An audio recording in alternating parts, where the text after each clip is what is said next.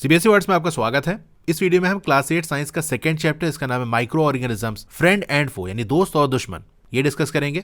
जिन लोगों ने first chapter वाली वीडियो देखी वो मेरे पढ़ाने का तरीका जानते होंगे कि मैं क्या करूंगा, एनसीईआरटी को बिल्कुल लाइन बाय लाइन, बल्कि मैं कहूं वर्ड बाय वर्ड एक्सप्लेन करूंगा। सारी चीजें आपको डिटेल में एक्सप्लेन करूंगा ताकि हर चीज आपको अच्छे समझ में आ जाए और कोई भी डाउट ना रहे। लेकिन अगर फिर भी रहता है तो आप कमेंट सेक्शन में पूछ सकते हो। तो क्लास 8 की जिस सब्जेक्ट की भी वीडियो आपको देखनी है, डिस्क्रिप्शन में आपको उसका लिंक मिल जाएगा, वहां से देख सकते हो। चलिए स्टार्ट करते हैं। आपने बहुत सारे तरीके के प्लांट्स और एनिमल देखे होंगे।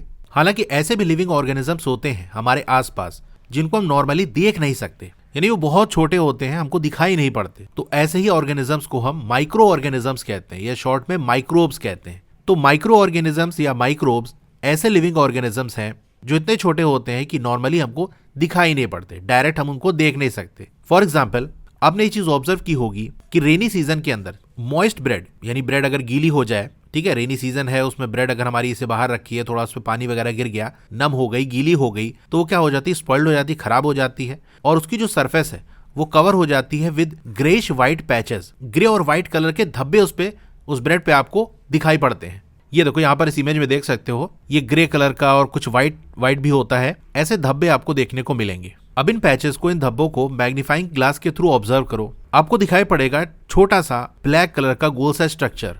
ये देखो, एक हाई रेजोल्यूशन का मैग्नीफाइंग ग्लास का यूज करके आप देखोगे तो इस तरह से गोल गोल ब्लैक कलर का आपको ब्रेड पे दिखाई पड़ेगा।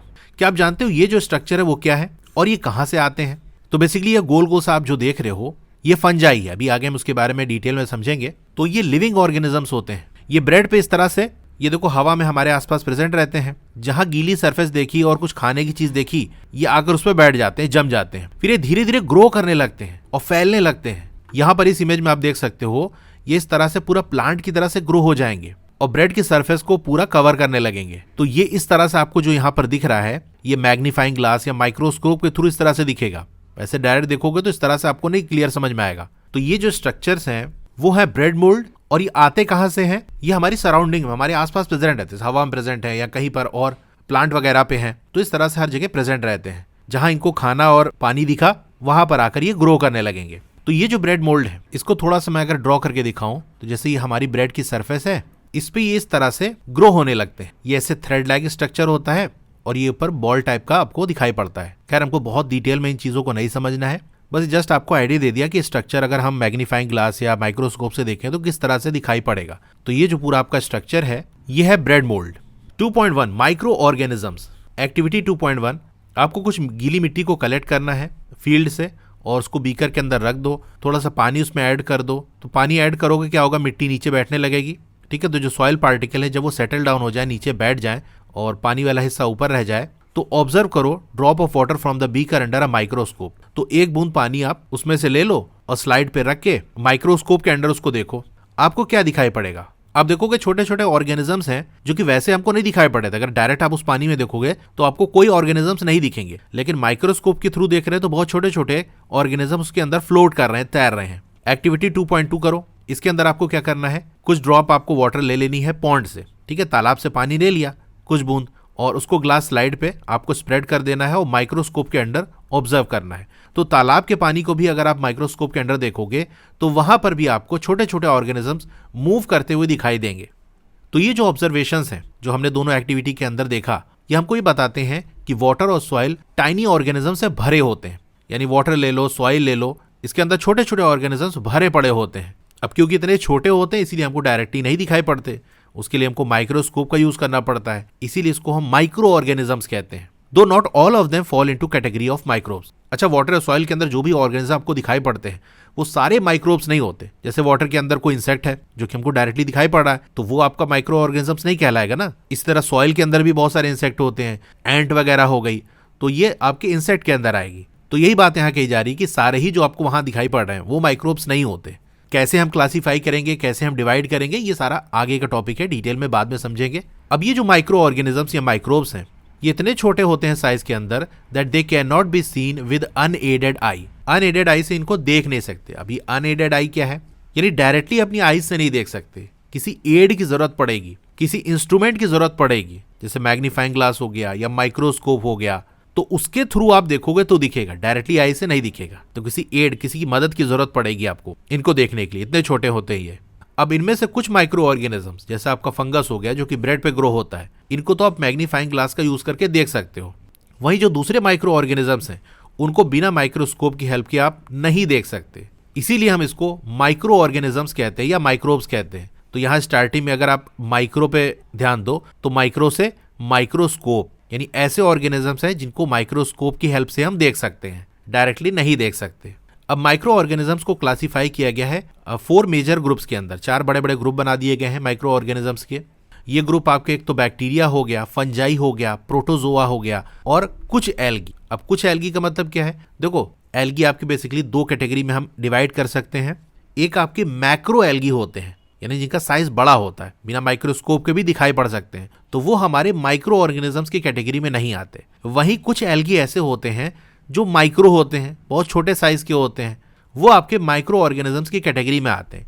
इसीलिए यहाँ पर लिखा है सम एल्गी, यानी सारे ही एल्गी आपके माइक्रो ऑर्गेनिजम्स नहीं होते, कुछ होते हैं। अब कुछ माइक्रो ऑर्गेनिजम्स को आपको फिगर दी हुई है, चलिए थोड़ा सा फिगर देख लेते हैं फिर आगे पढ़ेंगे।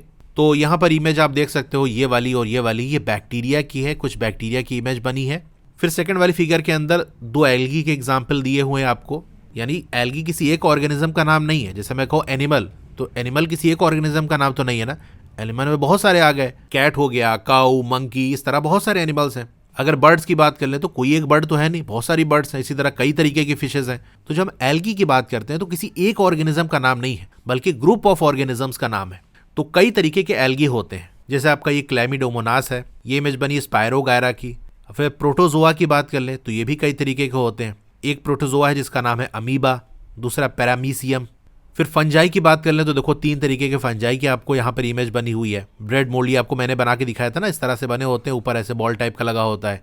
अच्छा, इसके अंदर जो छोटा छोटा आप डॉट देख रहे हो ना, ये इसकी सीड्स हैं। ये जब बर्स्ट करता है, फटता है, तो ये जो डॉट डॉट है, यानी इसकी जो सीड है वो हर जगह फैल जाती है और हवा इनको दूर तक फैला के ले जाती है, तो इसीलिए हर जगह प्रेजेंट रहते हैं। और बारिश का मौसम इनके लिए फेवरेबल होता है क्योंकि वाटर होता है, इसमें ये ग्रो हो जाते हैं, तो हर जगह प्रेजेंट रहते हैं। जहाँ इनको खाना पानी मिला वहां पर ये जाकर बैठ गए और ग्रो करने लगे। ठीक है, फिर आपका पेंसिलियम हो गया, एस्परगिलस हो गया। ठीक है, ये कुछ इमेजेस हैं। और बाकी यहाँ पर आपको वायरस की भी इमेज दी हुई है, तो ये इस तरह से आप देख सकते हो, ये ऐसे आपके वायरस दिखते हैं। तो अगर हम वायरसेस की बात कर ले तो ये भी माइक्रोस्कोपिक हैं, यानी ऐसे डायरेक्ट आपको नहीं दिखेंगे, माइक्रोस्कोप की हेल्प से ही आपको दिखेंगे। लेकिन ये दूसरे माइक्रो ऑर्गेनिज्म से अलग है। अलग क्यों है? क्योंकि दूसरे ऑर्गेनिज्म एक लिविंग थिंग की तरह बिहेव करते हैं, लेकिन ये जो वायरस है ये लिविंग थिंग की तरह बिहेव नहीं करता। यानी ऐसे अगर बाहर होगा कहीं पर तो ये डेड की तरह रहेगा, ऐसे लगेगा ये मर चुका है, ये कोई जिंदा चीज है ही नहीं। लिविंग थिंग का कोई साइन इसके अंदर देखने को नहीं मिलता। लेकिन जैसे ही ये किसी लिविंग ऑर्गेनिज्म के अंदर इंटर करते हैं, किसी बैक्टीरिया के अंदर, एनिमल के अंदर या प्लांट के अंदर ये वायरसेस जाते हैं, तो ये क्या करने लगते हैं? रिप्रोड्यूस करने लगते हैं। They however reproduce only inside cells of the host organism, यानी इसको अफेक्ट करते हैं, उसको हम होस्ट ऑर्गेनिज्म कहेंगे, जिसकी बॉडी के अंदर ही जाते हैं। वहां जाकर ये अपनी कॉपीज बनाने लगते हैं, 1 से 2, 2 से 4, इस तरह से बढ़ते जाते हैं और उस पर फिर अटैक करने लगते हैं उस ऑर्गेनिज्म पे। तो होस्ट ऑर्गेनिज्म यानी जिसके अंदर वायरस जा रहा है वो कोई भी हो सकता है, जैसे बैक्टीरियम हो गया। अब कुछ लोग पूछेंगे ये सर बैक्टीरिया और बैक्टीरियम में क्या फर्क है? तो देखो, एक के लिए हम बैक्टीरियम का यूज करते हैं, यानी ये सिंगुलर है, और एक से ज्यादा होगा तो बैक्टीरिया कहेंगे। प्लांट्स हो गया, एनिमल्स हो गया, इनके अंदर वायरस जाकर अटैक करते हैं।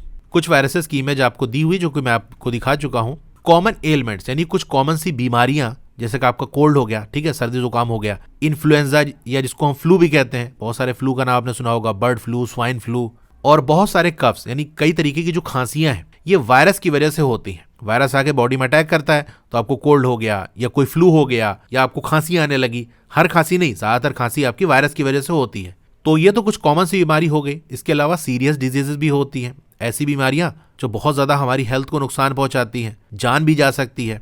तो सीरियस डिजीज जैसे आपका पोलियो हो गया, इसके अंदर बॉडी बहुत ज्यादा वीक हो जाती है, यानी आदमी चलने फिरने लायक भी नहीं रहता। और चिकन पॉक्स हो गया, ये देखो यहाँ इस बच्चे को चिकन पॉक्स हुआ है, छोटे छोटे लाल रंग के ऐसे दाने पूरी बॉडी पे निकल आते हैं। इंडिया में अपने तो बहुत कॉमन है, मुझे भी बचपन में हो चुका है। तो पोलियो हो गया, चिकन पॉक्स हो गया, ये कुछ सीरियस डिजीजेस हैं जो कि वायरस की वजह से होती हैं। अब बीमारियां जैसे डाइसेंट्री, जिसको हिंदी में हम पेचिस कहते हैं, यानी इसमें क्या होता है, बहुत ही एक्सट्रीम लेवल का डायरिया हो जाता है, ऐसी दस्त होती है जिसके अंदर से खून भी आने लगता है, आंतों में इसमें सूजन हो जाती है। मलेरिया हो गया, इसके अंदर भी फीवर वगैरह आता है, ये प्रोटोजोआ की वजह से होता है। अब ये जो प्रोटोजोआ वर्ड है ये एक से ज्यादा के लिए यूज होता है, यानी प्लूरल है। वहीं प्रोटोजोआन की बात कर लें बस एन तक, तो ये सिंगुलर है, इसमें एस लगा दोगे तो ये प्लूरल बन जाएगा। तो चाहे प्रोटोजोआंस कह लो या प्रोटोजोआ कह लो, बात एक ही है। अगर एस हटा दोगे प्रोटोजोआन कहोगे तो एक की बात हो रही है।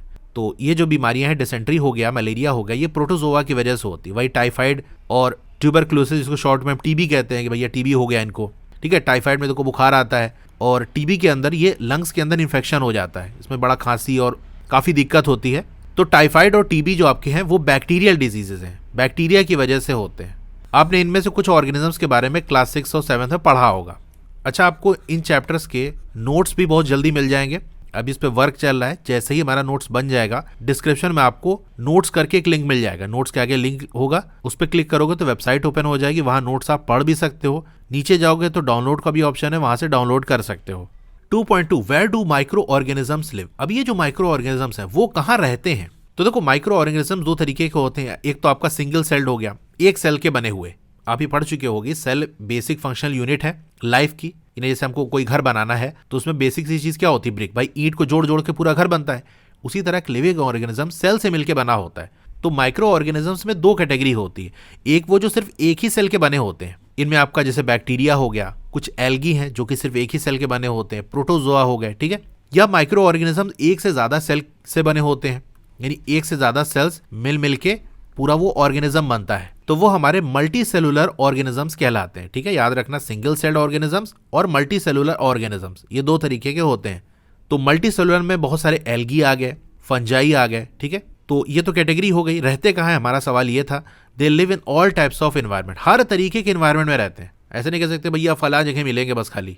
जैसे मैं आपसे कहूँ पोलर बियर कहाँ मिलेंगे, तो आपको ठंडे इलाके में मिलेंगे। फिशेस की बात कर लें तो वो पानी के अंदर मिलेंगी। कैमस जनरली आपको डेजर्ट एरिया के अंदर मिलेंगे, ठीक है। इस तरह से जो हमारे बहुत सारे ऑर्गेनिजम्स हैं वो अलग अलग डोमेन्स के अंदर रहते हैं, अलग अलग जगह पर रहते हैं। हर जगह नहीं मिलते हर चीज़, लेकिन ये जो आपके माइक्रो ऑर्गेनिज्म हैं वो हर जगह आपको हर एनवायरनमेंट मिल जाएंगे। Ranging from ice cold climate to hot springs, बिल्कुल बर्फ वाले ठंडे क्लाइमेट के अंदर भी ये मिल जाएंगे, और गर्म गर्म झरने के अंदर भी मिल जाएंगे, डेजर्ट्स के अंदर भी मिल जाएंगे, रेगिस्तान के अंदर, और मार्शी लैंड्स यानी दलदल वाली जमीन के अंदर भी मिल जाएंगे। They are also found inside the bodies of animals including humans। तो एनिमल्स के अंदर, हम इंसानों की बॉडी के अंदर भी ये माइक्रो ऑर्गेनिजम्स आपको मिल जाएंगे। और एक चीज़ मैं आपको बताऊं, अगर हम अपनी बॉडी से सारे माइक्रो ऑर्गेनिजम्स बाहर निकाल दें तो हम जिंदा ही नहीं रह पाएंगे। बहुत से माइक्रो ऑर्गेनिजम्स ऐसे हैं जो हमें जिंदा रखने में मदद करते हैं, तो ह्यूमन और एनिमल्स की बॉडीज के अंदर रहते हैं। कुछ माइक्रो ऑर्गेनिजम्स ग्रो करते हैं दूसरे ऑर्गेनिजम्स के अंदर, जैसे आपका वायरस हो गया, प्रोटोजोआ हो गया, ये दूसरे ऑर्गेनिजम्स की बॉडी के अंदर ग्रो होते हैं। वहीं कुछ ऐसे होते हैं जो फ्रीली एग्जिस्ट भी करते हैं। बहुत सारे ऐसे बैक्टीरिया हैं वो पानी के अंदर मिलेंगे। तो पानी तो कोई ऑर्गेनिज्म नहीं है ना, कोई जिंदा चीज़ तो है नहीं। वाटर के अंदर मिल जाएंगे, सॉइल के अंदर मिल जाएंगे, यहाँ तक कि आपके कपड़ों में मिल जाएंगे। ऐसे माइक्रो ऑर्गेनिजम्स होते हैं, ठीक है। तो किसी की बॉडी के अंदर भी एग्जिस्ट कर सकते हैं और फ्रीली यानी किसी लिविंग ऑर्गेनिज्म के बाहर भी एग्जिस्ट कर सकते हैं, ठीक है। तो बेसिकली माइक्रो ऑर्गेनिज्म हर जगह आपको मिल जाएंगे। 2.3 micro organisms and us. Micro organism play करते हैं एक इंपॉर्टेंट रोल हमारी लाइफ के अंदर। कुछ माइक्रो ऑर्गेनिजम्स बेनिफिशियल यानी फायदेमंद होते हैं बहुत सारे तरीकों से, यानी बहुत तरीके से वो हमको फायदा पहुंचाते हैं। वहीं कुछ ऐसे होते हैं जो हार्मफुल होते हैं, इनकी वजह से हमको बीमारी भी होती है। तो चलिए इसके बारे में हम डिटेल में स्टडी करते हैं। अगर आप क्लास 8 साइंस में अच्छा स्कोर करना चाहते हो तो उसके लिए मैं ओसवाल बुक्स को सजेस्ट करूंगा। ये काफी अच्छी बुक है। इसके अंदर आपको हर चैप्टर के रिवीजन नोट्स मिल जाएंगे, क्यूआर स्कैन करके वीडियोस देख सकते हो। इस तरह के माइंड मैप्स आपको मिल जाएंगे, एक्टिविटीज और टेबल्स के सॉल्यूशन मिल जाएंगे। फिर जो इन टेक्स्ट क्वेश्चन हो गया यानी चैप्टर के बीच में जो क्वेश्चन होते हैं उनके सॉल्यूशन आपको मिल जाएंगे। फिर जो टेक्स्ट बुक के क्वेश्चन है यानी जो एक्सरसाइज के क्वेश्चन है उनके सॉल्यूशंस, एनसीईआरटी एग्जाम्पलर के इंपॉर्टेंट क्वेश्चन के सॉल्यूशन, और लेटेस्ट सिलेबस के अंदर जैसा कहा गया कि आप कॉम्पिटेंसी या क्रिटिकल थिंकिंग बेस्ड क्वेश्चन भी आएंगे, तो वो क्वेश्चन भी आपको यहाँ मिल जाएंगे। अगर आपको इस बुक को परचेज करना है तो मैंने डिस्क्रिप्शन में लिंक दे दिया है, वहां से, नहीं तो मेरा व्हाट्सएप चैनल है, इसको ओपन कर लो। यहाँ पे टॉप पे चैनल का नाम है, उस पर क्लिक कर दो। रीड मोर पे क्लिक करना है तो यहाँ आपको एक लिंक मिल जाएगा, इस पर क्लिक करके यहाँ से परचेज कर सकते हो। फ्रेंडली माइक्रो ऑर्गेनिजम्स, ऐसे माइक्रो ऑर्गेनिज्म जो हमारे दोस्त यानी हमको फायदा पहुंचाते हैं। माइक्रो ऑर्गेनिजम्स का यूज कई सारे पर्पसेस के लिए, कई सारे काम के लिए होता है। इनका यूज कर्ड यानी दही, ब्रेड, केक, इनको प्रिपेयर करने के लिए किया जाता है। किस तरह से यूज किया जाता है भी आगे हम देखेंगे। माइक्रो ऑर्गेनिजम्स का यूज अल्कोहल के प्रोडक्शन यानी शराब को बनाने के लिए जमाने से होता आ रहा है। इन माइक्रो ऑर्गेनिजम्स का इस्तेमाल इन्वायरमेंट को क्लीन करने के लिए भी किया जाता है। फॉर एग्जाम्पल, यानी किस तरह से इन्वायरमेंट क्लीन किया जाता है, एक छोटा सा आइडिया आपको दिया जा रहा है। जो ऑर्गेनिक वेस्ट होते हैं, ऑर्गेनिक यानी वो चीज़ें जो लिविंग थिंग से प्रोड्यूस होती हैं या वो लिविंग थिंग का पार्ट होती है। तो जो ऑर्गेनिक वेस्ट हो गए, जैसा आपका सब्जी का छिलका हो गया, रिमेन्स ऑफ एनिमल्स यानी कोई एनिमल डेड कर गया तो उसकी बॉडी के जो पार्ट होंगे वो हमारे ऑर्गेनिक वेस्ट कहलाएंगे। फीसीज हो गया यानी एनिमल्स वगैरह की potty, are broken down into harmless and usable substances by bacteria. तो बैक्टीरिया क्या करता है, ये जो ऑर्गेनिक वेस्ट है, भाई वेजिटेबल का जो छिलका है वो वेस्ट ही तो है, सब्जी का छिलका घर में सजा के तो रखते नहीं हो, उसको फेंक देते हो ना। इसी तरह कोई एनिमल डेड कर गया, उसकी बॉडी जो है वो किसी काम की नहीं, वेस्ट है। उनकी जो पॉटी हो गई वो भी वेस्ट है। तो ये जो वेस्ट वाली चीजें हैं, बैक्टीरिया क्या करता है, इनको ब्रेक डाउन करता है, इनको तोड़ता है और एक नई चीज में बदल देता है। और वो नई चीज जिनमें भी बदलता है वो हार्मलेस होती है, यानी उनका कोई नुकसान नहीं होता। तो कुछ चीजें उन चीजों में बदल जाएंगी जो कि हार्मलेस है, उनका कोई नुकसान नहीं है, और कुछ ऐसी चीजों में भी बदल लेते हैं जो यूजेबल होती हैं, जो हमारे काम की होती हैं। जैसे आपने जूनियर क्लासेस में पढ़ा होगा कि वेजिटेबल वगैरह के जो छिलके होते हैं उनको अगर जमीन में गाड़ दो तो क्या होता है, सॉइल वगैरह के अंदर जो बैक्टीरियाज हैं वो उनको ब्रेक डाउन करते हैं और ऐसी चीजें बदल देते हैं जो सॉइल की फर्टिलिटी को बढ़ा देते हैं, यानी उनको खाद की तरह से हम इस्तेमाल कर सकते हैं। कोई प्लांट वगैरह ग्रो करना है तो वही जो ब्रेक डाउन वाला सब्सटेंस है उसको अपनी सॉइल के साथ मिला देते हैं। ठीक है, कंपोस्टिंग वगैरह आपने पढ़ा होगा। तो यहाँ आपको समझ में आ गया कि जो ऑर्गेनिक वेस्ट है उनको भी काम की चीजों बदल देते हैं। तो ये जो बैक्टीरियाज है वो हमारे फ्रेंड हुए कि नहीं। अब याद करो, आपने पढ़ा होगा बैक्टीरिया का यूज हम मेडिसिन को प्रिपेयर करने के लिए करते हैं। ठीक है, आगे के टॉपिक में भी सारी चीजें आएंगी। एग्रीकल्चर में इन माइक्रो ऑर्गेनिजम्स का यूज सॉइल की फर्टिलिटी को बढ़ाने के लिए किया जाता है बाय फिक्सिंग नाइट्रोजन। अब आप पूछोगे ये फिक्सिंग नाइट्रोजन क्या है, या जिसको हम नाइट्रोजन फिक्सेशन कहते हैं क्या है, आगे आएगा वहां पढ़ेंगे। तो ये शॉर्ट सा इंट्रोडक्शन हो गया कि किस किस तरीके से जो माइक्रो ऑर्गेनिजम्स हैं वो हमको हेल्प करते हैं। अब डिटेल में यही सारे पॉइंट हम डिस्कस करेंगे। Making of curd and bread, दही और ब्रेड बनाने में इन माइक्रो ऑर्गेनिजम्स का यूज होता है। आपने क्लास 7 में पढ़ा होगा कि मिल्क को दही में बदलने का काम कौन करता है, बैक्टीरिया करता है। बैक्टीरिया की वजह से ही दही जमती है, यानी दूध से दही बनता है। अब पहेली कह रही कि मैंने अपनी माँ को देखा कि वो थोड़ा सा दही डाल ली है गुनगुने दूध के अंदर, ठीक है, हल्के गर्म दूध के अंदर थोड़ी सी दही डाल ली है ताकि दही को जमाया जा सके अगले दिन के लिए। आई वंडर व्हाई, ऐसा क्यों करती हैं? तो इसका आंसर आपको नीचे के पैराग्राफ में मिलेगा, चलिए देखते हैं। कर्ड के अंदर कई सारे माइक्रो ऑर्गेनिजम्स होते हैं। इनमें से एक बैक्टीरियम जिसका नाम आपको दिया हुआ है लैक्टोबैसिलस, ये क्या करता है, promotes the formation of curd, ये दही को जमाता है। It multiplies in milk and convert it into curd, ये क्या करता है, मिल्क के अंदर मल्टीप्लाई करता है। अगर दूध हल्का सा गर्म हो तो इसको बहुत अच्छी कंडीशन मिल जाती है और वहां जाके ये मल्टीप्लाई करने लगता है। मल्टीप्लाई का मतलब क्या है, जैसे मान लो एक बैक्टीरिया है तो 1 से 2 हो जाएगा, 2 से 4, 4 से 8, तो इस तरह से बहुत तेजी से इनकी पॉपुलेशन बढ़ती जाएगी और इस तरह से जो मिल्क है वो हमारा कर्ड में बदल जाता है। तो दही जमाने का काम किसका होता है, ये वाला जो बैक्टीरिया है लैक्टोबैसिलस, ये नाम याद रखना। बैक्टीरिया का इस्तेमाल चीज यानी पनीर को बनाने के लिए, अचार को बनाने के लिए, इसके अलावा और भी फूड आइटम्स के लिए किया जाता है। एन इंपॉर्टेंट इंग्रेडिएंट ऑफ रावा, जिसको हम सूजी कहते हैं, इडलीज यानी सूजी वाली जो इडली होती है, और जो भटूराज होते हैं उनमें एक इंपॉर्टेंट इंग्रेडिएंट कर्ड होता है। कैन यू गेस व्हाई, क्या आप गेस कर सकते हो कि दही का यूज हम क्यों करते हैं?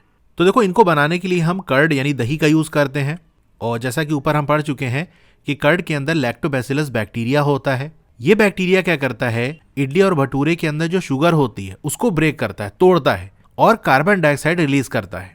एक छोटा सा पीस में भटूरे के आटे का बनाता हूं, कि जैसे मान लो एक छोटा सा टुकड़ा है भटूरे का, इसके अंदर शुगर प्रेजेंट है, बैक्टीरिया इसको ब्रेक करेगा और कार्बन डाइऑक्साइड बनेगी। तो ये कार्बन डाइऑक्साइड ऐसे बीच बीच में हर जगह पर प्रोड्यूस होगी। जब इनको पकाया जाएगा, भटूरा या इडली को हम पकाएंगे, तो होगा क्या, ये जो गैस बनी थी ये बहुत तेजी से बाहर की तरफ निकल जाएगी तो खाली जगह बन जाएगी। तो उस खाली जगह की वजह से हमारी जो इडली या भटूराज होते हैं वो स्पंजी और सॉफ्ट होते हैं। तो हमारी इडली और भटूरा सॉफ्ट बने, स्पंजी बने, इसीलिए हम कर्ड को ऐड करते हैं। तो आंसर मैंने आपको एक्सप्लेन कर दिया, अब थोड़ा सा लिख के भी मैं बता देता हूँ कि अगर नोट डाउन करना चाहते हो तो वो भी कर सकते हो। It is because curd contain lactobacillus bacteria which breaks the sugar and produce carbon dioxide gas, and when rava idli और भटूराज are cooked, जब इनको कुक किया जाता है तो क्या होता है, गैस escapes leaving इडली और भटूरा सॉफ्ट एंड स्पंजी। तो गैस निकल जाती है, जगह बन जाती है, जिसकी वजह से हमारी इडली या जो भटूरा है वो सॉफ्ट और स्पंजी होता है। Bacteria and yeast are also helpful for fermentation of rice idli and dosa batter. तो बैक्टीरिया और यीस्ट क्या है, ये भी एक तरह का माइक्रो ऑर्गेनिज्म है, ये हेल्पफुल होता है फर्मेंटेशन के लिए राइस इडली और डोसा बैटर के, यानी चावल वाली जो इडली होती है या डोसा का जो बैटर होता है, यानी जो पेस्ट टाइप का होता है ना जिससे हम डोसा बनाते हैं, तो उसका फर्मेंटेशन में बैक्टीरिया या यीस्ट का यूज किया जाता है। अब आप पूछोगे ये फर्मेंटेशन क्या है? तो फर्मेंटेशन का देखो सिंपल मतलब ये होता है कि कोई कॉम्प्लेक्स सा सब्सटेंस है, तामझाम सा सब्सटेंस है, इसको ब्रेक करके छोटे छोटे स्मॉलर सब्सटेंस में बदल देना। ठीक है, ये तो फर्मेंटेशन का मीनिंग हो गया। लेकिन क्या सब्सटेंस है, किसको ब्रेक किया जाता है, ब्रेक करके क्या बनता है, थोड़ा वो देख लेते हैं। तो फर्मेंटेशन में होता ये है कि जो हमारा ग्लूकोज या इसको हम शुगर भी कहते हैं, इसका ब्रेक डाउन होता है। जो माइक्रो ऑर्गेनिज्म जाता है उस सब्सटेंस के अंदर जिसके अंदर ग्लूकोज या शुगर प्रेजेंट हो, तो वो माइक्रो ऑर्गेनिज्म क्या करते हैं, इसका ब्रेक डाउन करते हैं, इनको तोड़ते हैं और तोड़ के कुछ बनाएंगे, कोई नई चीज़ बनेगी। तो वो नई चीज़ क्या बनेगी ये डिपेंड करेगा कि वो माइक्रो ऑर्गेनिज्म कौन सा था। बैक्टीरिया था तो कौन वाला बैक्टीरिया था, या यीस्ट था कि क्या था। तो बहुत डिटेल में इसको नहीं समझेंगे क्योंकि आपके लेवल के हिसाब से बहुत ज़्यादा आपको नहीं जानना है, लेकिन फिर भी थोड़ा सा एक्स्ट्रा चीज़ें मैं आपको बताऊंगा ताकि यहाँ जो चीज़ें लिखी हैं वो आपको अच्छे से क्लियर हो जाए। देखो, अगर ग्लूकोज या शुगर का ब्रेकडाउन करने वाला लैक्टोबैसिलस बैक्टीरिया है तो शुगर ब्रेक होकर हमारा एसिड बनेगा, साथ में कार्बन डाइऑक्साइड गैस रिलीज होगी। अगर यही शुगर का ब्रेकडाउन यीस्ट करता है तो हमारा अल्कोहल बनता है और साथ में कार्बन डाइऑक्साइड गैस रिलीज होती है। तो मेन चीज़ हमको ये देखना पड़ेगा कि भाई ये जो ब्रेकडाउन है, जो फर्मेंटेशन है, वो कौन करा रहा है, बैक्टीरिया करा रहा है कि यीस्ट करा रहा है। अब जो दही आपकी जमती है उसमें बैक्टीरिया ही तो होता है, यही वाला लैक्टोबैसिलस बैक्टीरिया। तो जब दही जमती है तो उसमें एसिड बनता है, इसी एसिड की वजह से आप देखो दही हमारी खट्टी होती है। दही का जो नेचुरल टेस्ट है वो खट्टा है। हाँ, उसमें एडिशनल चीज़ें डालते हैं, इसकी वजह से मीठी या नॉर्मल जैसी होती है, लेकिन ओरिजिनली दही खट्टी होती है। हालांकि दूध हमारा मीठा होता है। तो ये खट्टापन किसकी वजह से आता है, एसिड की वजह से आता है। वहीं अगर फर्मेंटेशन यीस्ट कराएगा तो अल्कोहल बनाएगा और कार्बन डाइऑक्साइड गैस रिलीज होगी। ठीक है, तो ये फर्मेंटेशन है। एक शॉर्ट सा मैंने आपको यहाँ पर बता दिया, बाकी इसकी डिटेल तो काफ़ी ज़्यादा है। अब चलिए एक एक्टिविटी करते हैं 2.3। आधा किलो आपको फ्लावर लेना है। फ्लावर यानी आटा या मैदा कह सकते हो। अच्छा, इसका प्रोनाउंसिएशन भी अक्सर लोग गलत करते हैं, कोई फ्लोर पढ़ रहा है, कोई फ्लावर पढ़ रहा है, फ्लावर कहा जाता है इसको। ठीक है, तो आधा किलो आटा ले लेना है, थोड़ा सा शुगर डाल दो और वार्म वाटर इसमें मिक्स कर दो। यानी ठंडा पानी आपको नहीं लेना है, गुनगुना लेना है, हल्का गर्म पानी लेना है। Add a small amount of yeast powder, थोड़ा सा अमाउंट यीस्ट पाउडर का भी उसमें डाल दो। एंड नीड का मतलब होता है गूंदना, to make a soft dough का मतलब गूंदा हुआ आटा। तो आटा, शुगर, गुनगुना पानी, यीस्ट पाउडर, ये मिलाकर पूरा आटा आपको गूंद लेना है। 2 घंटे के बाद आपको क्या ऑब्जर्व होगा, did you find the dough rising, तो जो गूंदा हुआ आटा था वो क्या ऊपर की तरफ उठ गया। देखो यहाँ फिगर बनी है, maida with yeast powder, maida yeast powder वगैरह डाल के हमने ऐसे बना दिया था, तो अभी ये इस लेवल पे था। 2 घंटे के बाद देखोगे ऐसे फूल के बाहर की तरफ निकल आया, यानी उसका वॉल्यूम बढ़ गया। तो ऐसा क्यों हुआ, क्या कहानी हुई यहाँ पर, तो नीचे आपको रीजन लिखा हुआ है, yeast reproduce rapidly and produce carbon dioxide during respiration.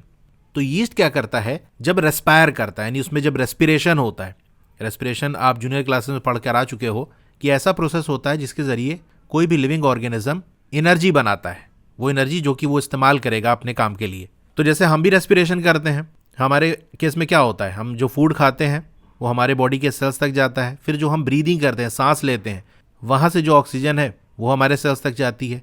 ये फूड और ऑक्सीजन मिलता है तो एनर्जी बनती है। ठीक है, क्लास 6 से 7 मैंने आपको पढ़ाया है। तो यीस्ट भी रेस्पिरेशन करता है, इसका रेस्पिरेशन थोड़ा सा अलग होता है। बेसिकली इसको ऑक्सीजन की जरूरत नहीं पड़ती रेस्पिरेशन करने के लिए। खैर वो डिटेल हमारे लिए इंपॉर्टेंट यहाँ नहीं है, बस आपको इतना याद रखना है कि यीस्ट जब रेस्पिरेशन करता है तो उस प्रोसेस के अंदर कार्बन डाइऑक्साइड रिलीज होती है, जैसा कि मैंने आपको फर्मेंटेशन में बताया था। तो बेसिकली फर्मेंटेशन ही होता है कि यीस्ट जब शुगर को ब्रेक करेगा, ये जो हमारा मैदा या आटा जो हमने लिया था इसके अंदर जो शुगर होगी, यीस्ट क्या करेगा, इसको ब्रेक करेगा, तोड़ेगा और अल्कोहल बनाएगा और साथ में कार्बन डाइऑक्साइड बनेगी। ये जो कार्बन डाइऑक्साइड बनती है उसके साथ क्या होता है, bubbles of the gas fills the dough and increase its volume. थोड़ा सा मैं आपको फिगर बना के दिखाता हूँ कि देखो स्टार्टिंग में कहानी कुछ इस तरह से रहती है कि सिंपल ये जैसे इस लेवल तक है। ठीक है, ये वाली फिगर थोड़ा सा मैं बना रहा हूँ, अभी हमारा सिंपल इस तरह से है, बाद में थोड़ा सा ऐसे फूला फूला सा हो जाता है। तो हुआ ये कि जो कार्बन डाइऑक्साइड प्रोड्यूस हुई थी वो ऐसे यहाँ पर भरी रहती है, बाहर निकलने की इसको जगह नहीं होती, तो यहीं पर ऐसे भरी रहती है। तो जब कार्बन डाइऑक्साइड यहाँ पर बीच में बनेगी तो आसपास का जो आटा है उसको बाहर की तरफ धकेलेगी। जैसे आटे का एक छोटा सा टुकड़ा मैं बनाता हूँ। अब यहाँ क्या हुआ, कार्बन डाइऑक्साइड गैस प्रोड्यूस हुई, बाहर नहीं निकल पाएगी तो मटेरियल को बाहर की तरफ धक्का देगी, जो आसपास के मटेरियल होंगे तो ऐसे थोड़ा सा ही उड़ जाएंगे। इसी तरह से हर जगह से गैस जब प्रोड्यूस होगी तो इसको बाहर की तरफ धकेलेगी, ये इधर से हर तरह से जब धकेलेगी तो ऐसे ही ये फूलता चला जाएगा। जैसे बैलून के अंदर हवा भरो तो बैलून का साइज बड़ा होता है कि नहीं, फूलने लगता है कि नहीं, उसी तरह से। तो यही चीज़ यहाँ पर हुई कि बीच में छोटे छोटे गैस के बबल्स बन गए, जिसकी वजह से इसका ओवरऑल जो वॉल्यूम था वो इंक्रीज हो गया। तो इसी वजह से हम यीस्ट का यूज़ करते हैं बेकिंग इंडस्ट्री के अंदर, चाहे ब्रेड बनाना हो, पेस्ट्रीज, केक्स बनाना हो, तो यीस्ट का यूज़ करते हैं। उसकी वजह से वो फ्लफ़ी टाइप के बनते हैं, स्पंजी टाइप के बनते हैं कि वो गैस उनके बीच में ट्रैप हो जाती है, फिर जब हम उसको हीट करते हैं तो गैस बाहर निकलती, खाली जगह बन जाती है। इसीलिए उनको दबाओ, जैसे पेस्ट्री वगैरह है दबाओ तो वो दबती है क्योंकि बीच में उसकी खाली जगह होती है। ठीक है, तो माइक्रो ऑर्गेनिजम्स का यूज़ कर्ड और ब्रेड में किस तरह से होता है वो हमने देख लिया। अब अगला यूज़ देखते हैं commercial use of micro organisms. Commercial मतलब ऐसी चीज जिससे कुछ पैसा आए, धंधे पानी के लिए। तो माइक्रो ऑर्गेनिजम्स का यूज पैसा कमाने के लिए भी होता है। कैसे होता है? तो माइक्रो ऑर्गेनिजम्स का यूज बड़े लार्ज स्केल पे यानी बहुत ज्यादा लेवल पे अल्कोहल, वाइन और एसिटिक एसिड यानी जो हमारा विनेगर है, सिरका है, उसको बनाने में होता है। अब आप खुद ही देखो दुनिया भर में कितनी अल्कोहल यानी शराब बिकती है, वाइन है, विनेगर भी बहुत ज्यादा यूज होता है फूड आइटम की तरह से। तो इसको बनाया जाता है, बेचा जाता है, तो पैसा कमाया जाता है। तो एक तरह से माइक्रो ऑर्गेनिज्म पैसा कमाने में हमारी मदद कर रहे हैं कि नहीं? तो यीस्ट का यूज होता है कॉमर्शियल प्रोडक्शन ऑफ अल्कोहल और वाइन में। भाई शराब जो बनाती है कंपनी वो बेचने के लिए बनाती है ताकि पैसा कमाए, ठीक है। तो यीस्ट का ये कॉमर्शियल यूज हो गया। For this purpose yeast is grown on natural sugars.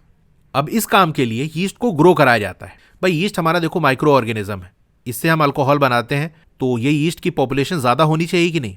जितना ज्यादा हमारे पास यीस्ट होगा उतनी ज्यादा हम अल्कोहल, वाइन, विनेगर वगैरह बना सकते हैं। तो यीस्ट को ग्रो कराया जाता है। कैसे ग्रो कराया जाता है? On natural sugars. क्योंकि देखो बेसिकली यीस्ट को जो खाना चाहिए वो शुगर्स है, शुगर्स की उसको जरूरत होती है। अगर शुगर मिलेगी तो उसकी पॉपुलेशन बढ़ेगी। तो हम क्या करते हैं? यही करते हैं, हम शुगर का सोल्यूशन बना लेते हैं और उसी के अंदर यीस्ट को डाल देते हैं। तो यीस्ट क्या होता है, उसकी पॉपुलेशन बढ़ने लगती है, वो ढेर सारे ग्रो होने लगते हैं। अब ये नेचुरल शुगर्स क्या है? एक तो सिंपल ये है कि भाई चीनी पानी का घोल बना दो और उसके अंदर यीस्ट डाल दो। लेकिन ये जो मार्केट में या हमारे घरों के अंदर जो व्हाइट वाली शुगर यूज होती है वो अच्छी नहीं होती, हेल्दी नहीं होती। ऐसी शुगर चाहिए जो अच्छी हो, हेल्दी हो, तो उसमें यीस्ट ग्रो होंगे तो वो अच्छे वाले यीस्ट होंगे। इसीलिए हम यीस्ट को नेचुरल शुगर्स देते हैं। अब ये नेचुरल शुगर्स कहाँ होती है? ग्रेन्स के अंदर, अनाज के अंदर होती है। जैसे बार्ले हो गया, वीट हो गया, राइस हो गया, क्रश्ड फ्रूट जूस हो गया, ठीक है, इसमें अच्छी वाली शुगर होती है। तो इनका सोल्यूशन बनाते हैं। जैसे हमको मान लो वीट वाला देना है तो हम क्या करेंगे, ऐसे पानी ले लेंगे और उसके अंदर वीट को डाल देंगे, आटा डाल देंगे और उसका सोल्यूशन बना देंगे। फिर इसके अंदर यीस्ट डाल देंगे। तो यीस्ट को जब मिलेगा ये शुगर तो ये ग्रो करने लगेगा, मल्टीप्लाई होने लगेगा, इसकी पॉपुलेशन बढ़ने लगेगी, ठीक है। तो इस तरह से यीस्ट को ग्रो कराया जाता है। अब चलिए एक एक्टिविटी करते हैं 2.4। आपको लगभग 500 ml का एक बीकर ले लेना है जिसको 3/4 वाटर से भर देना है, यानी आधे ज्यादा पानी से भर दो। 2-3 चम्मच आप चीनी डाल के उसको डिजोल्व कर लो, घोल लो। Add half a spoon of yeast powder, आधा चम्मच यीस्ट पाउडर डाल दो उस शुगर सोल्यूशन के अंदर। वार्म जगह पर यानी थोड़ी सी गर्म जगह हो वहां पर 4 से 5 घंटे के लिए रख दो। अब स्मेल करो, यानी 4-5 घंटे के बाद उसकी महक सूंघो। क्या आपको महक आ रही है? तो हाँ, आपको उसमें से महक आएगी। अब आप पूछो ये महक किसकी है? तो ये जो महक है, स्मेल है, ये अल्कोहल की है, शराब की महक है। तो मुबारक हो, आपने शराब बना ली। बस आप पी ना लेना, नहीं तो नशा चढ़ जाएगा। पता शराब पी के टुन हो। कौन सिखाया बनाना? मास्टर जी सिखाए हैं। तो बस आपको एक्टिविटी पर्पज के लिए इसको करना है, सूंघ के फेंक देना। तो ये जो महक आई अल्कोहल की है, क्योंकि हुआ ये कि जो शुगर थी वो कन्वर्ट हो गई अल्कोहल में बाय यीस्ट। ये मैंने आपको फ्लो डायग्राम बना के दिखाया था कि यीस्ट क्या करता है, शुगर का ब्रेक डाउन करता है, अल्कोहल बनाता है, कार्बन डाइऑक्साइड निकलती है, ठीक है। This process of conversion of sugar into alcohol is known as fermentation. तो इसको हम फर्मेंटेशन कहते हैं। अब ये जो डिफिनीशन है ये कंप्लीट नहीं है। जैसे मैंने आपको बताया था कि फर्मेंटेशन कई टाइप के होते हैं, तो ये अल्कोहलिक फर्मेंटेशन है। खैर आपको डिटेल में नहीं जाना, तो बस यही डिफिनेशन आप याद रख लेना। आपसे पूछ लिया जाए व्हाट इज फर्मेंटेशन, तो आप लिखना the process of conversion of sugar into alcohol is known as fermentation, ठीक है। अब ये जो बंदा था लुइस पाश्चर, इसी ने डिस्कवर किया था फर्मेंटेशन को 1857 में। अब बात कर लेते हैं medicinal use of micro organisms. दवाइयों में किस तरह से यूज होते हैं ये माइक्रो ऑर्गेनिजम्स। जब आप बीमार हो जाते हो तो डॉक्टर आपको कुछ एंटीबायोटिक टैबलेट, कैप्सूल्स या इंजेक्शन देते हैं। जैसा कि पेंसिलिन हो गया, पेंसिलिन भी क्या एक तरह की एंटीबायोटिक है। तो ये दवा के तौर पे आपको दिया जाता है जब आप बीमार हो जाते हो। अब इन मेडिसिन का जो सोर्स है, यानी कहाँ से आती है, वो माइक्रो ऑर्गेनिजम्स है। माइक्रो ऑर्गेनिजम्स से ही इन दवाओं को बनाया जाता है, यानी एंटीबायोटिक्स को बनाया जाता है। ये जो मेडिसिन है वो क्या करती हैं, किल्स और stop the growth of disease causing micro organisms. वो माइक्रो ऑर्गेनिजम्स जिनकी वजह से वो बीमारी हुई है, उनको ये एंटीबायोटिक किल कर देती हैं या उनकी ग्रोथ को स्टॉप कर देती हैं, ग्रो ही नहीं होने पाते और मर जाते हैं। तो जिन माइक्रो ऑर्गेनिजम्स की वजह से आपको बीमारी हुई थी वो मर जाएंगे तो आप ठीक हो जाओगे। तो ऐसी मेडिसिन को हम एंटीबायोटिक्स कहते हैं। तो आपसे पूछ लिया जाए व्हाट आर एंटीबायोटिक्स, तो आप लिखोगे द मेडिसिन्स दैट किल और stop the growth of disease causing micro organisms are called antibiotics. आजकल बहुत सारी एंटीबायोटिक्स को बनाया जाता है बैक्टीरिया और फंजाई का यूज करके। Streptomycin, tetracycline, erythromycin are some of the commonly known antibiotics. तो ये कुछ कॉमन सी एंटीबायोटिक्स हैं जिनको फंजाई और बैक्टीरिया से बनाया जाता है। The antibiotics are manufactured by growing specific micro organisms and are use to cure variety of diseases. तो ये जो माइक्रो ऑर्गेनिजम्स हैं जिनसे हम एंटीबायोटिक्स बनाते हैं, इन माइक्रो ऑर्गेनिजम्स को ग्रो कराया जाता है ताकि अलग अलग तरीके की जो बीमारियां हैं उसका इलाज किया जा सके। Antibiotics are even mix with feed of life stock and poultry to check microbial infection in animals.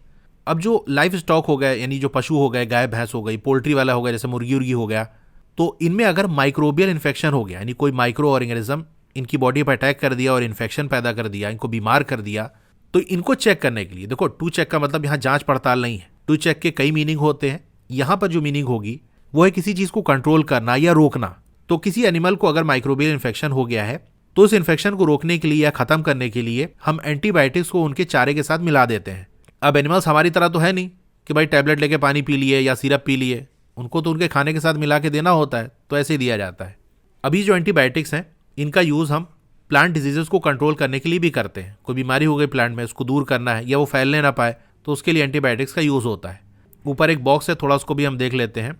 1929 के अंदर एलेक्जेंडर फ्लेमिंग, ये एक साइंटिस्ट है, ये क्या कर रहे थे, working on a culture of disease causing bacteria. अभी कल्चर का मतलब क्या है, देखो एक चीज होती है उसको कहते हैं बैक्टीरियल कल्चर। ये ऐसा प्रोसेस है जहां पर बैक्टीरिया को लैब के अंदर ग्रो कराया जाता है। तो यही काम ये कर रहे थे।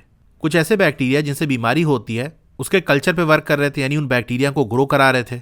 अचानक से उन्होंने देखा the spores of little green mould in one of his culture plates. अब ये स्पोर्स क्या है, देखो जैसे प्लांट वगैरह की सीड होती है ना, उस सीड से प्लांट ग्रो होता है, उसी तरीके से जो हमारे फंजाई वगैरह होते हैं इनके अंदर स्पोर होता है, ऐसे समझ सकते हो। इनकी सीड होती है, ये जहां पर गिरेंगी वहां से ये ग्रो होने लगेंगी। मतलब कोई फूड आइटम है जैसे ब्रेड वगैरह है, तो उसके ऊपर ये स्पोर्स अगर गिरेंगे तो वहां से वो फंजाई ग्रो करने लगेगा। तो स्पोर्स को आप बीज की तरह समझ सकते हो। ये मोल्ड क्या है, एक तरह का फंगस है। तो ग्रीन कलर के एक फंगस का स्पोर उनको देखने को मिला।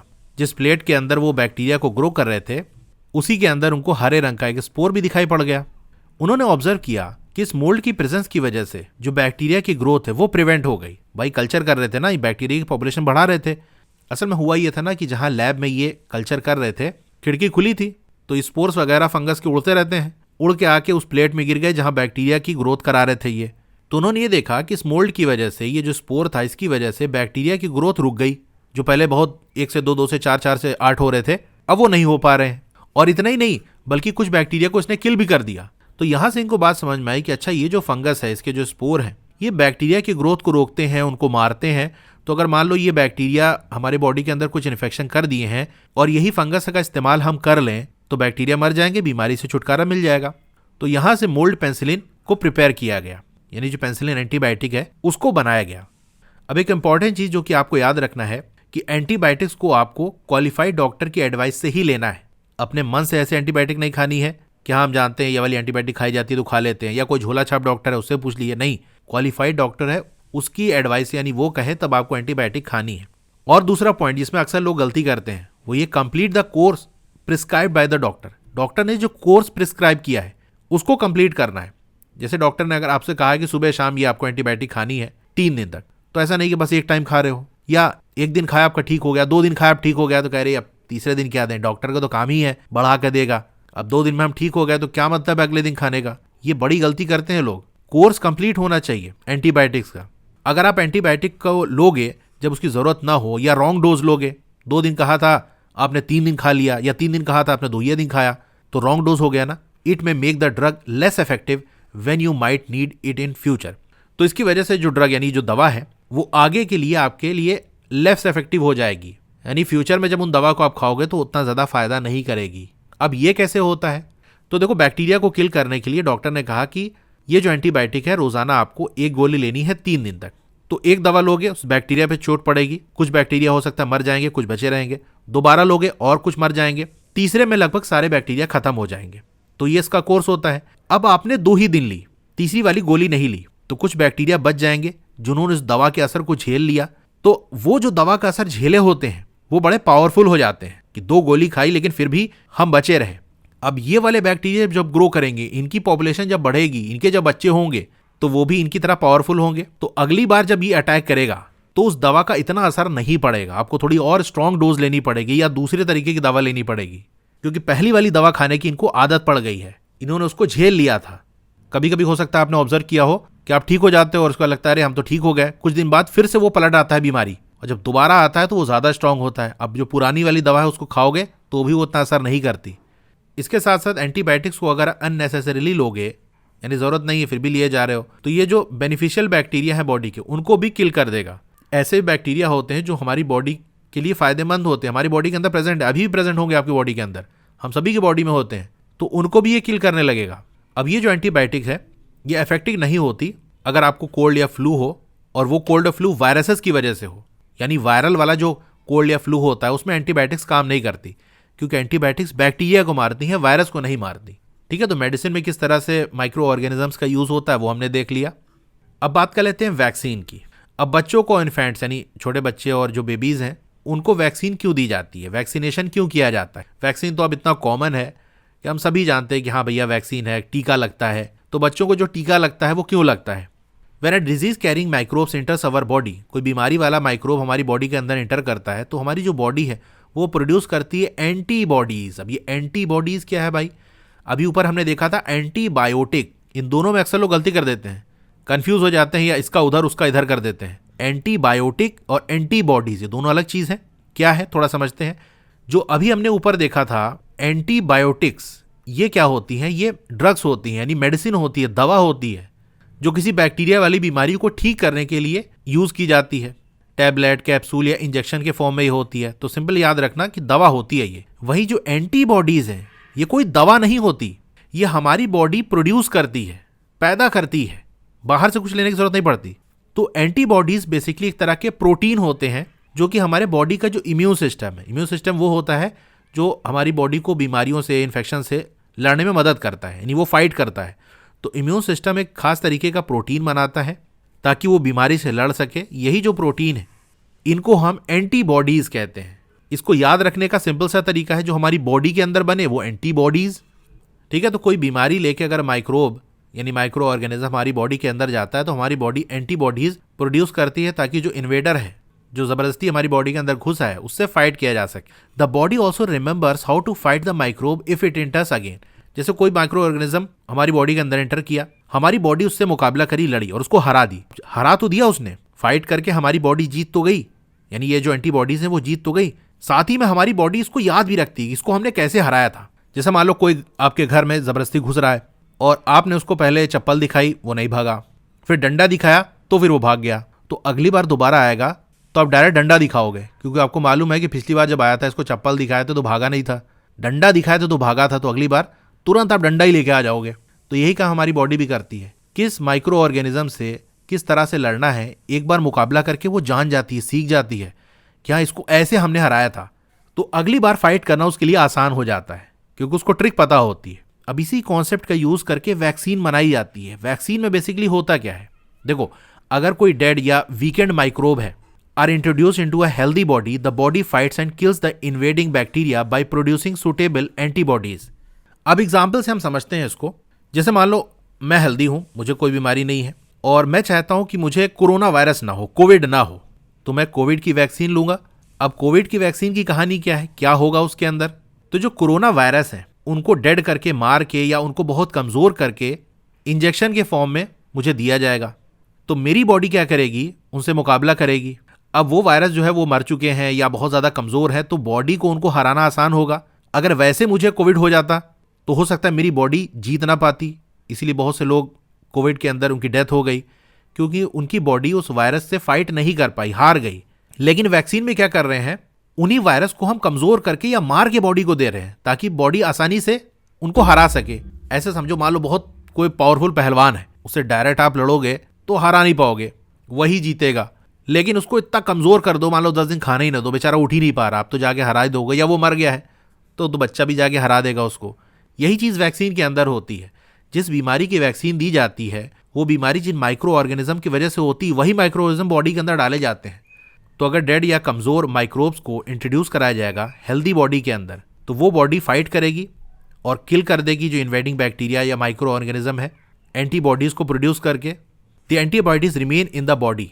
तो ये जो एंटीबॉडीज़ बनी थी ये बॉडी के अंदर रहती है, and we are protected from the disease causing microbe for ever. तो अगर मान लो दोबारा अटैक हुआ, मैंने कोविड की वैक्सीन ले ली, दोबारा अगर कोरोना वायरस मुझे अटैक करेगा तो मेरी बॉडी के अंदर एंटीबॉडीज़ बन चुकी हैं, वो फाइट कर लेंगी। तो इस तरह से मैं हमेशा के लिए उस बीमारी से बच गया। तो इस तरह से ये वैक्सीन वर्क करती है। बहुत सारी बीमारियां जैसे कि कॉलरा हो गया, ट्यूबरक्लोसिस हो गया, स्मॉल पॉक्स, हेपेटाइटिस, इसको हम वैक्सीनेशन से प्रिवेंट कर सकते हैं। यानी कि वैक्सीन लगा लो, एंटीबॉडीज बन जाएंगी, तो अगर ये अटैक करेंगे तो एंटीबॉडीज फाइट करके जीत जाएंगी। एडवर्ड जेनर ने डिस्कवर किया था स्मॉल पॉक्स के लिए वैक्सीन को 1798 में। बचपन में आपको इंजेक्शंस दिए गए होंगे ताकि आपको बहुत सारी बीमारियों से बचाया जा सके। क्या आप लिस्ट प्रिपेयर कर सकते हो उन बीमारियों की जिनकी आपको इंजेक्शन लगाया गया था, यानी टीका लगाया गया था? बेसिकली वो वैक्सीन थी जो लगाई गई थी। आप अपने पेरेंट्स से हेल्प ले सकते हो। तो कुछ कॉमन बीमारियों के नाम मैं आपको यहाँ नोट करा देता हूँ जिनसे प्रोटेक्ट करने के लिए आपको इंजेक्शन लगाया जाता है। Hepatitis B, diphtheria, rota virus, tetanus, influenza, HPV, measles, mumps and rubella, जिसको शॉर्ट में MMR कहते हैं। तो ये कुछ बीमारियां हैं, और भी होती हैं, मैंने कुछ आपको लिखा दी हैं। तो ये बीमारियां आपको ना हो इसीलिए बचपन में इनका टीका लगता है, यानी इंजेक्शन लगाया जाता है। अब ये बहुत ज़रूरी होता है कि हर बच्चे को बचाया जा सके इन बीमारियों से। जो ज़रूरत की वैक्सीन्स हैं वो पास के हॉस्पिटल में आपको मिल जाएंगी। आपने एडवर्टाइजमेंट भी देखा होगा टीवी पे या न्यूज़पेपर में regarding protection of children against polio. तो गवर्नमेंट एक प्रोग्राम चलाती है, इसका नाम है पल्स पोलियो प्रोग्राम। उसके टीवी पे, न्यूज़पेपर में एडवर्टाइजमेंट भी आते हैं। तो घर घर जाके पोलियो ड्रॉप पिलाई जाती है। तो ये जो पोलियो ड्रॉप बच्चों को दी जाती है वो असल में एक वैक्सीन होती है। दुनिया भर में जो कैंपेनिंग चलाई गई थी स्मॉल पॉक्स के खिलाफ, उसकी वजह से क्या हुआ है, ये बीमारी दुनिया के ज़्यादातर हिस्सों में इरेडिकेट हो गई, यानी खत्म हो गई है। तो बच्चों को स्मॉल पॉक्स की वैक्सीन दे के इस बीमारी से बचा लिया गया। आजकल वैक्सीन को लार्ज स्केल पे बनाया जाता है माइक्रो ऑर्गेनिज्म से, ताकि इंसानों को या दूसरे जो एनिमल्स हैं उनको बहुत सारी बीमारियों से बचाया जा सके। ठीक है, तो ये वैक्सीन की पूरी कहानी हो गई कि माइक्रो ऑर्गेनिजम्स का यूज़ हम वैक्सीन बनाने में करते हैं। इंक्रीजिंग सॉइल फर्टिलिटी, किस तरह से माइक्रो ऑर्गेनिज्म सॉइल की जो फर्टिलिटी है उसको इंक्रीज करते हैं। कुछ बैक्टीरिया जो कि फिगर 2.7 में आपको दिए हैं, are able to fix nitrogen from atmosphere to enrich soil with nitrogen and increases its fertility. अब आप पहले पूछोगे ये फिक्स नाइट्रोजन का मतलब क्या है, यानी नाइट्रोजन फिक्सेशन है क्या? ये देखो, प्लांट्स को नाइट्रोजन की जरूरत पड़ती है ग्रो करने के लिए। नाइट्रोजन की कमी भी नहीं है हमारे एटमॉस्फेयर के अंदर, ज़्यादा क्या है, नाइट्रोजन ही है। लेकिन प्लांट डायरेक्ट जो हमारे एटमॉस्फेयर के अंदर नाइट्रोजन है उसको नहीं इस्तेमाल कर सकते। एग्जाम्पल समझो, जैसे गेहूं है, तो डायरेक्ट गेहूं तो हम नहीं खाते ना। गेहूं को हम पीसते हैं तो आटा बन जाता है, उस आटे को सान के, गूंद के, फिर रोटी पका के तब खाते हैं ना। डायरेक्टली गेहूं तो नहीं खाते। इसी तरह से प्लांट भी डायरेक्टली जो हमारे एटमॉस्फेयर में नाइट्रोजन है वो नहीं लेते, बल्कि उस नाइट्रोजन से कुछ और कंपाउंड बनाकर तब इस्तेमाल करते हैं। तो ये बैक्टीरिया यही काम करते हैं, जो हमारे एटमॉस्फेयर में नाइट्रोजन है उसको ऐसी चीज़ें बदल देते हैं जिसको प्लांट ले सकें। यानी आपको सिंपल गेहूं दें तो आप नहीं खाओगे, रोटी देंगे तो आप खा लोगे।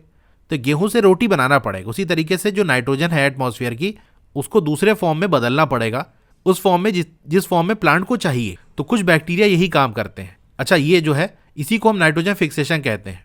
तो नाइट्रोजन फिक्सेशन क्या है? ऐसा प्रोसेस है जहां पर नाइट्रोजन गैस को हम नाइट्रोजन के कंपाउंड में बदलते हैं। अभी नाइट्रोजन फिक्सेशन वाला टॉपिक आगे डिटेल में आएगा, यहाँ पर इसको समझाने के लिए मैंने थोड़ा सा बता दिया। तो कुछ बैक्टीरिया नाइट्रोजन को फिक्स करते हैं जो एटमॉस्फेयर में होती है। तो फिक्स हो जाएगा तो जो सॉइल है वो नाइट्रोजन रिच हो जाएगी और सॉइल की फर्टिलिटी बढ़ जाएगी। इन माइक्रो ऑर्गेनिजम्स को कॉमनली हम बायोलॉजिकल नाइट्रोजन फिक्सर्स कहते हैं। तो देखो, ये नाइट्रोजन फिक्सिंग सियानोबैक्टीरिया, जिसको हम ब्लू ग्रीन एल्गी भी कहते हैं, इसकी फिगर आपको ये बनी है। तो ये क्या करते हैं? नाइट्रोजन को फिक्स करते हैं। क्लीनिंग द एनवायरनमेंट, अब माइक्रो ऑर्गेनिजम्स एनवायरनमेंट को किस तरह से क्लीन करते हैं उसके बारे में समझते हैं। बूझो और पहली ने ऑब्जर्व किया कि स्कूल का जो गार्डनर है, जो माली है, वो मैन्योर बना रहा है, खाद बना रहा है। तो पहली और बूझो ने मिलकर क्या किया? Collected waste of plants, vegetables and fruit from near by houses and garden. तो करीब के जो घर है, गार्डन है, वहां से जो प्लांट, वेजिटेबल या फ्रूट के जो वेस्ट है, जैसे छिलका वगैरह हो गया, इसको कलेक्ट कर लिया और फिर एक गड्ढे के अंदर उसको डाल दिया। जैसे जमीन के अंदर गड्ढा खोद के डाल दिया फॉर वेस्ट डिस्पोजल, ताकि वो जो वेस्ट है वो डिस्पोज हो सके, यानी वो खत्म हो सके। कुछ टाइम के बाद वो डिकम्पोज हो गया और मैन्योर में कन्वर्ट हो गया। ये आप इमेज में देख सकते हो, इस तरह से कुछ मैन्योर आपका देखने को मिलेगा। अब बूझो और पहली ये जानना चाहते हैं कि किस तरह से ये चीज़ हुई। यानी हमने तो छिलका वगैरह डाला था, प्लांट, वेजिटेबल, फ्रूट, ये सारी चीज़ें डाली थी, और ये क्या बन गया? तो चलिए थोड़ा सा हम समझते हैं। उसके लिए एक्टिविटी करनी पड़ेगी 2.5। आपको 2 पॉट ले लेने हैं, आधा मिट्टी से दोनों को भर दो, दोनों में मार्किंग कर दो, एक में ए लिख दो, एक में बी लिख दो। प्लांट वेस्ट को पॉट ए के अंदर रख दो, जैसे प्लांट वगैरह का छिलके हो गए, पत्ती हो गई, उसको ए में डाल दो। और चीज़ें जैसा कि आपका पॉलीथीन बैग्स हो गया, खाली जो कांच की बोतल हो गई, या कोई खिलौना है प्लास्टिक का वो टूटा है, उसके टुकड़े डाल दो पॉट बी के अंदर और दोनों को एक किनारे रख दो। 3-4 हफ्ते के बाद ऑब्जर्व करो क्या ऑब्जर्व होगा? क्या आपको कोई डिफरेंस देखने को मिला दोनों पॉट के अंदर? अगर हाँ, तो वो डिफरेंस क्या था? तो आपको ये पता चलेगा, you will find that plant waste in pot has been decompose. Plant A के अंदर जो वेस्ट था वो डिकम्पोज हो गया। मतलब आपने जैसे पत्ती डाली थी, तो अब खोद के देखो तो पत्ती नहीं दिखाई पड़ेगी, या छिलका वगैरह डाला था तो अब छिलका नहीं दिखेगा, वो सारा आपको मैन्योर में बदल गया, खाद में बदल गया, ब्राउन ब्राउन कलर का सब्सटेंस में बदल गया। तो ये कैसे हुआ? तो जो प्लांट वेस्ट था वो कन्वर्ट हो गया मैन्योर के अंदर by the action of microbes. उस सॉइल के अंदर जो माइक्रोब्स थे, जो माइक्रो ऑर्गेनिजम्स थे, उन्होंने इस प्लांट के वेस्ट को मैन्योर में बदल दिया, इसीलिए वो अब आपको नहीं दिखाई दे रहे हैं। अब जो न्यूट्रिएंट रिलीज होते हैं इस प्रोसेस में, उसको प्लांट फिर से इस्तेमाल कर सकता है। क्या आपने नोटिस किया कि पॉट बी के अंदर जो चीज़ें हमने रखी थी, जैसे पॉलीथीन बैग हो गया, ये सब जो हमने रखा था, प्लास्टिक और ग्लासेस वगैरह, इसके अंदर कोई चेंज नहीं हुआ। यानी पॉट ए को खोद के देखा तो आपने जो पत्ती और छिलका वगैरह डाला था वो तो गायब हो गया, कहीं दिख ही नहीं रहा था, तो वो कहीं और नहीं गया था, बल्कि वो मैन्योर में बदल गया था, खाद में बदल गया था। लेकिन बी वाला खोद के देखोगे तो उसी तरह से पन्नी, ग्लास, प्लास्टिक सब निकल आएगा।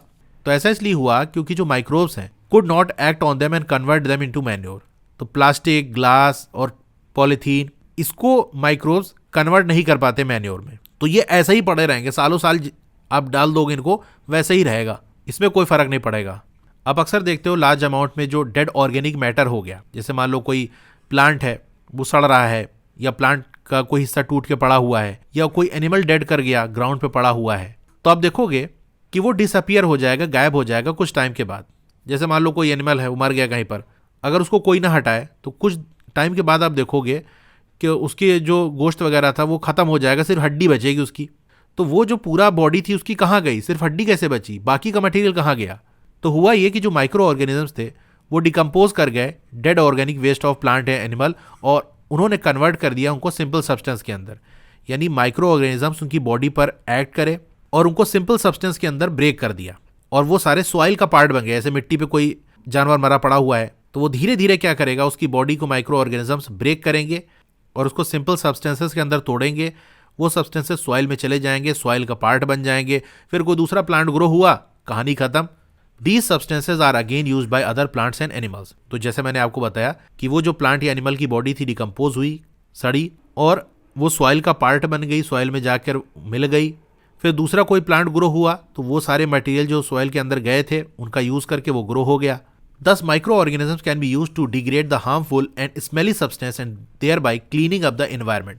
अब जरा सोचो, अगर ये डिकम्पोज ना करते, मान लो कोई जानवर मर गया, पड़ा है, तो वैसे ही वो पड़ा रहता। तो जब से दुनिया है, कितने एनिमल्स मर चुके हैं, वो सारी की बॉडी ऐसे ही पड़ी होती तो इंसान की रहने की जगह ही नहीं होती, और वो सड़ते, बदबू आती, बीमारियां फैलती, कितना खराब रहता ना। इन माइक्रो ऑर्गेनिज्म ने हमारा काम कितना आसान कर दिया कि उनकी बॉडी को डिकम्पोज कर दिया, एकदम खत्म कर दिया, साफ कर दिया। तो एक तरह से एनवायरनमेंट को उन्होंने क्लीन किया कि नहीं? पत्ती टूट के गिरी, पड़ी रहती वहीं पर, लेकिन उस पत्ती को डिकम्पोज करते करते पत्ती खत्म, गायब, क्योंकि वो सॉइल में चली गई, सॉइल से नया प्लांट बन गया, कहानी खत्म। तो इस तरीके से माइक्रो ऑर्गेनिजम्स एनवायरनमेंट को क्लीन करते हैं। ठीक है, तो ये सारी बात हो गई कि किस तरीके से माइक्रो ऑर्गेनिज्म हेल्पफुल होते हैं, हमको कैसे फायदा पहुंचाते हैं। तो फ्रेंडली माइक्रो ऑर्गेनिजम्स के बारे में हमने जान लिया। अब चलिए हार्मफुल माइक्रो ऑर्गेनिजम्स के बारे में जानते हैं, ऐसे माइक्रो ऑर्गेनिज्म जो हमको नुकसान पहुंचाते हैं। तो माइक्रो ऑर्गेनिजम्स हार्म कर सकते हैं बहुत सारे तरीकों से। कुछ माइक्रो ऑर्गेनिजम्स ऐसे होते हैं जो कि बीमारियां पैदा करते हैं ह्यूमन बींग्स के अंदर, प्लांट्स के अंदर, एनिमल्स के अंदर। Such disease causing micro organisms are called pathogens. तो वो माइक्रो ऑर्गेनिजम्स जो बीमारियां पैदा करते हैं, यानी जिनकी वजह से बीमारी होती है, उनको हम क्या कहते हैं? पैथोजेंस। तो ये इंपॉर्टेंट वर्ड है, एग्जाम में पूछा जा सकता है, हु आर पैथोजेंस? तो आप सिंपल लिख देना, disease causing micro organisms are called pathogens. कुछ माइक्रो ऑर्गेनिजम्स खराब कर देते हैं फूड को, क्लोथिंग को, यानी कपड़ों को, लेदर को। चलिए थोड़ा सा और जानते हैं इनकी हार्मफुल एक्टिविटीज के बारे में। तो चलिए पहले बात कर लेते हैं disease causing micro organisms in humans, वो माइक्रो ऑर्गेनिज्म जो इंसानों में बीमारी पैदा करते हैं। अब पैथोजेंस की वजह से इंसान बीमार तो होता है, लेकिन एक क्वेश्चन माइंड में आता है, ये हमारी बॉडी के अंदर कैसे पहुंच जाते हैं? तो पैथोजेन एंटर करते हैं बॉडी में थ्रू एयर वी ब्रीथ, हम सांस लेते हैं, एयर में पैथोजेंस है, सांस लिए चली गई। या फिर वाटर के अंदर है, पानी पिया, बॉडी में चला गया। फूड में पैथोजेंस प्रेजेंट है, खाना खाया और वो हमारी बॉडी के अंदर चला गया। तो इस तरह से बॉडी के अंदर जाता है, एयर, वाटर, फूड, इनके जरिए। इसके अलावा ये ट्रांसमिट हो सकते हैं by direct contact with an infected person. मान लो आप हेल्दी हो, आपको बीमारी नहीं है, लेकिन कोई दूसरा बंदा है, वो बीमार है, उसके कॉन्टैक्ट में आप आओगे, यानी इन्फेक्टेड बॉडी के आप टच में आओगे, तो उसकी वजह से भी ये पैथोजेंस आपकी बॉडी यानी हेल्दी बॉडी के अंदर आ सकते हैं। ये पैथोजेंस एनिमल भी कैरी कर सकते हैं। सारी चीज़ें हम डिटेल में देखेंगे। तो वो माइक्रोबियल डिजीज जो कि स्प्रेड होती है इन्फेक्टेड पर्सन से हेल्दी पर्सन में थ्रू एयर, वाटर, फूड और फिजिकल कॉन्टैक्ट, उसको हम क्या कहते हैं? Communicable diseases. जैसे हम कम्युनिकेट करते हैं ना, तो कम्युनिकेशन में क्या होता है? अपनी बात दूसरों तक पहुंचाते हैं, कोई इन्फॉर्मेशन दूसरे तक पहुंचाते हैं या दूसरा कोई इन्फॉर्मेशन हमारे तक पहुंचाता है। तो यही चीज़ यहाँ भी होती है कि पैथोजेंस एक जगह से दूसरी जगह ट्रांसफर होते हैं एयर, वाटर, फूड या फिजिकल कॉन्टैक्ट के जरिए। तो वो डिजीजेज जो एक पर्सन से दूसरे पर्सन के अंदर चली जाती है एयर, वाटर, फूड या फिजिकल कॉन्टैक्ट से, वो हमारी कम्युनिकेबल डिजीज कहलाती है। इसके एग्जाम्पल्स की बात कर लें तो आपका कॉलरा हो गया, कॉमन कोल्ड हो गया, चिकन पॉक्स हो गया, ट्यूबरकुलोसिस हो गया। ठीक है, ये एक बंदे से दूसरे बंदे के अंदर चली जाती है। अब बीमारी एयर के थ्रू कैसे स्प्रेड होती है उसका एग्जाम्पल आपको दिया है। जैसे मान लो कोई बंदा है, उसको कॉमन कोल्ड हो गया, ठीक है, जुकाम हो गया है। जब वो छींकेगा तो क्या होगा? जब हम छींकते हैं तो छोटी छोटी मॉइस्चर की, यानी हमारे माउथ के अंदर जो वाटर और सलाइवा वगैरह होता है, उसकी छोटी छोटी बूंदें हवा के अंदर जाती हैं, एयर के अंदर जाती हैं। तो जिस बंदे को जुकाम है, जब वो छींकेगा तो फाइन ड्रॉपलेट, छोटी छोटी बूंदें जो है मॉइस्चर की, अच्छा उसकी बॉडी के अंदर वायरस है तो हर जगह उसके वायरस प्रेजेंट होगा, तो उस ड्रॉपलेट के थ्रू हजारों वायरस एयर के अंदर चले जाएंगे। अब आसपास की जो एयर है उसके अंदर वायरस फैल चुके हैं, तो कोई हेल्दी पर्सन होगा जिसको बीमारी नहीं है, वो आसपास होगा तो क्या होगा? वायरस उसकी बॉडी में भी एंटर कर सकते हैं जब वो ब्रीथ करेगा, सांस लेगा, और इस तरह से उसको भी इन्फेक्शन हो जाएगा। अब बूझो कह रहा है कि कैसे हम प्रिवेंट कर सकते हैं कम्युनिकेबल डिजीजेस को। तो पहली इसका आंसर दे रही है कि देखो, जो हमको छींक आए ना, तो अपने नोज को, माउथ को रुमाल से ढक लेना चाहिए और जो इन्फेक्टेड पर्सन है उससे दूर रहना चाहिए। तो इस तरीके से कम्युनिकेबल डिजीज को स्प्रेड होने से हम बचा सकते हैं। There are some insects and animals which act as carriers of disease causing microbes. कुछ इंसेक्ट और एनिमल क्या करते हैं? वो कैरियर की तरह काम करते हैं, यानी वो डिजीज कॉजिंग माइक्रोब को कैरी करते हैं, एक जगह से दूसरी जगह पहुंचाते हैं। तो सिंपल आपसे पूछ लिया जाए हु आर कैरियर्स, तो आप लिख देना carriers are some insects and animals that carry disease causing microbes. अब इसके एग्जाम्पल की बात कर लें तो आपकी जो हाउस फ्लाई होती है, घर में जो आपकी मक्खी होती है ना, वो एक कैरियर है। वो माइक्रोब्स को किस तरह से कैरी करती है, यानी माइक्रोब्स को एक जगह से दूसरी जगह कैसे पहुंचाती है, उसकी बात कर ले। तो जो आपकी फ्लाइज है ना, वो गार्बेज पे और एनिमल एक्सक्रीटा पे बैठती है, यानी एनिमल्स वगैरह की जो पॉटी है उस पे बैठती है। अब जो आपका गार्बेज या एक्सक्रीटा होता है, वहां पर ही आपके पैथोजेंस प्रेजेंट होते हैं, यानी डिजीज कॉजिंग माइक्रोब्स प्रेजेंट होते हैं। तो ये पैथोजन स्टिक कर जाते हैं उनकी बॉडी से, यानी मक्खी बैठी गार्बेज या एक्सक्रीटा पे, वहां पर जो पैथोजेंस प्रेजेंट थे वो उसकी बॉडी में चिपक गए। अब ये मक्खी उड़ के दूसरी जगह जाएगी। तो अगर मान लो ये मक्खी उड़ के अनकवर फूड पे जाकर बैठ गई, ठीक है, ऐसा खाना, ऐसा फूड जो कि ढका हुआ नहीं है, वहां जाके मक्खी बैठ गई और कुछ पैथोजेंस उसकी बॉडी से उतर के उस फूड में चले गए, तो इस तरीके से पैथोजन ट्रांसफर हो गए कि नहीं, गार्बेज या एक्सक्रीटा से फूड के ऊपर पहुंच गए। अब जो भी इस कंटामिनेटेड फूड को खाएगा, यानी इस दूषित गंदे फूड को खाएगा, तो हो सकता है वो बीमार हो जाए। इसीलिए एडवाइस किया जाता है, ये सलाह दी जाती है कि हमेशा फूड को कवर करके रखना चाहिए और जो अनकवर्ड फूड आइटम्स हैं उनसे बचना चाहिए। मान लो कोई फूड ऐसे खुले में रखा है तो उससे बचना चाहिए। इसीलिए कहा जाता है ना, बाहर का खाना ज्यादा नहीं खाना चाहिए, क्योंकि ऐसे फूड खुला रखा होता है तो बहुत ज्यादा चांस होती है कि वो कंटामिनेटेड हो गया हो और आपकी बॉडी में जाए और आप बीमार हो जाओ। तो हाउस फ्लाई हमारी एक कैरियर है। एक और एग्जाम्पल की बात कर लें कैरियर का, तो वो होता है फीमेल एनोफिलीज मॉस्किटो। ये देखो, आपको ये उस मॉस्किटो की इमेज बनी हुई है, which carries the parasite of malaria Plasmodium. ये मॉस्किटो क्या करते हैं, जिस माइक्रो ऑर्गेनिज्म से मलेरिया होता है उस माइक्रो ऑर्गेनिज्म का नाम प्लाज्मोडियम है, तो ये प्लाज्मोडियम को कैरी करते हैं। बेसिकली ये जो प्लाज्मोडियम है ये पैरासाइट होता है। पैरासाइट के बारे में आपने पढ़ा होगा। बेसिकली ऐसे ऑर्गेनिजम्स होते हैं जो दूसरे लिविंग ऑर्गेनिज्म की बॉडी के ऊपर या बॉडी के अंदर रहते हैं और उन्हीं से अपना फूड वगैरह ले लेते हैं। जैसे हमारे सर में जो जूं होती है वो क्या करती है, हमारी ही बॉडी से जो ब्लड है उसको सक करती है, वही उसका खाना है, तो हमारी बॉडी पे रहती है, हमारी ही बॉडी से फूड लेती है, तो इन्हीं को हम पैरासाइट कहते हैं। तो ऐसा ही एक पैरासाइट है जिसका नाम है प्लाज्मोडियम। ये फीमेल एनोफिलिस मॉस्किटो की बॉडी के अंदर रहता है। अब ये जो मॉस्किटो है जब किसी का ब्लड सक करेगी तो इसकी बॉडी से जो प्लाज्मोडियम है, यानी ये जो पैरासाइट है, वो निकल के उस बंदे के अंदर चला जाएगा जिसको ये काट रहे हैं। तो ये जो प्लाज्मोडियम है जब उस बंदे के अंदर जाएगा तो उसको मलेरिया हो जाएगा। इसी तरीके से फीमेल एडीज मॉस्किटो ये कैरियर की तरह काम करते हैं ऑफ डेंगी वायरस। अच्छा, इसको लोग अक्सर डेंगू कहते हैं, तो डेंगू नहीं है, डेंगी है, इसका प्रोनाउंसिएशन डेंगी है। तो ये सारे नाम इंपॉर्टेंट है कि कौन सा मॉस्किटो किस चीज को कैरी करता है, किसका कैरियर है। फीमेल एडीज मॉस्किटोज ये किसको कैरी करते हैं, डेंगी वायरस को, यानी डेंगी वायरस इनकी बॉडी में होते हैं, किसी को काटेंगे तो वो वायरस उसकी बॉडी में चले जाएंगे और उसको डेंगी हो जाएगा। अब क्वेश्चन आता है किस तरीके से हम मलेरिया और डेंगी को स्प्रेड होने से रोक सकते हैं या कंट्रोल कर सकते हैं। तो सिंपल सी बात है, अगर मॉस्किटो से अपने आप को हम बचा लें तो इन बीमारियों से बच सकते हैं। अब यहाँ पर पहेली एक क्वेश्चन पूछ रही है कि हमारी टीचर क्यों बार बार ऐसा कहती है कि वाटर को अपने आसपास अपने नेबरहुड में कलेक्ट ना होने दो, कहीं पानी जमा ना रहे। जैसे गड्ढे वगैरह के अंदर पानी भरा होता है, खुला हुआ नाला है, या कूलर हमारे घर के अंदर है तो उसके अंदर पानी भरा हुआ है महीनों से, तो ये जो रुका हुआ ठहरा हुआ पानी होता है, काफी दिन तक भरा होता है, इसमें क्या होता है?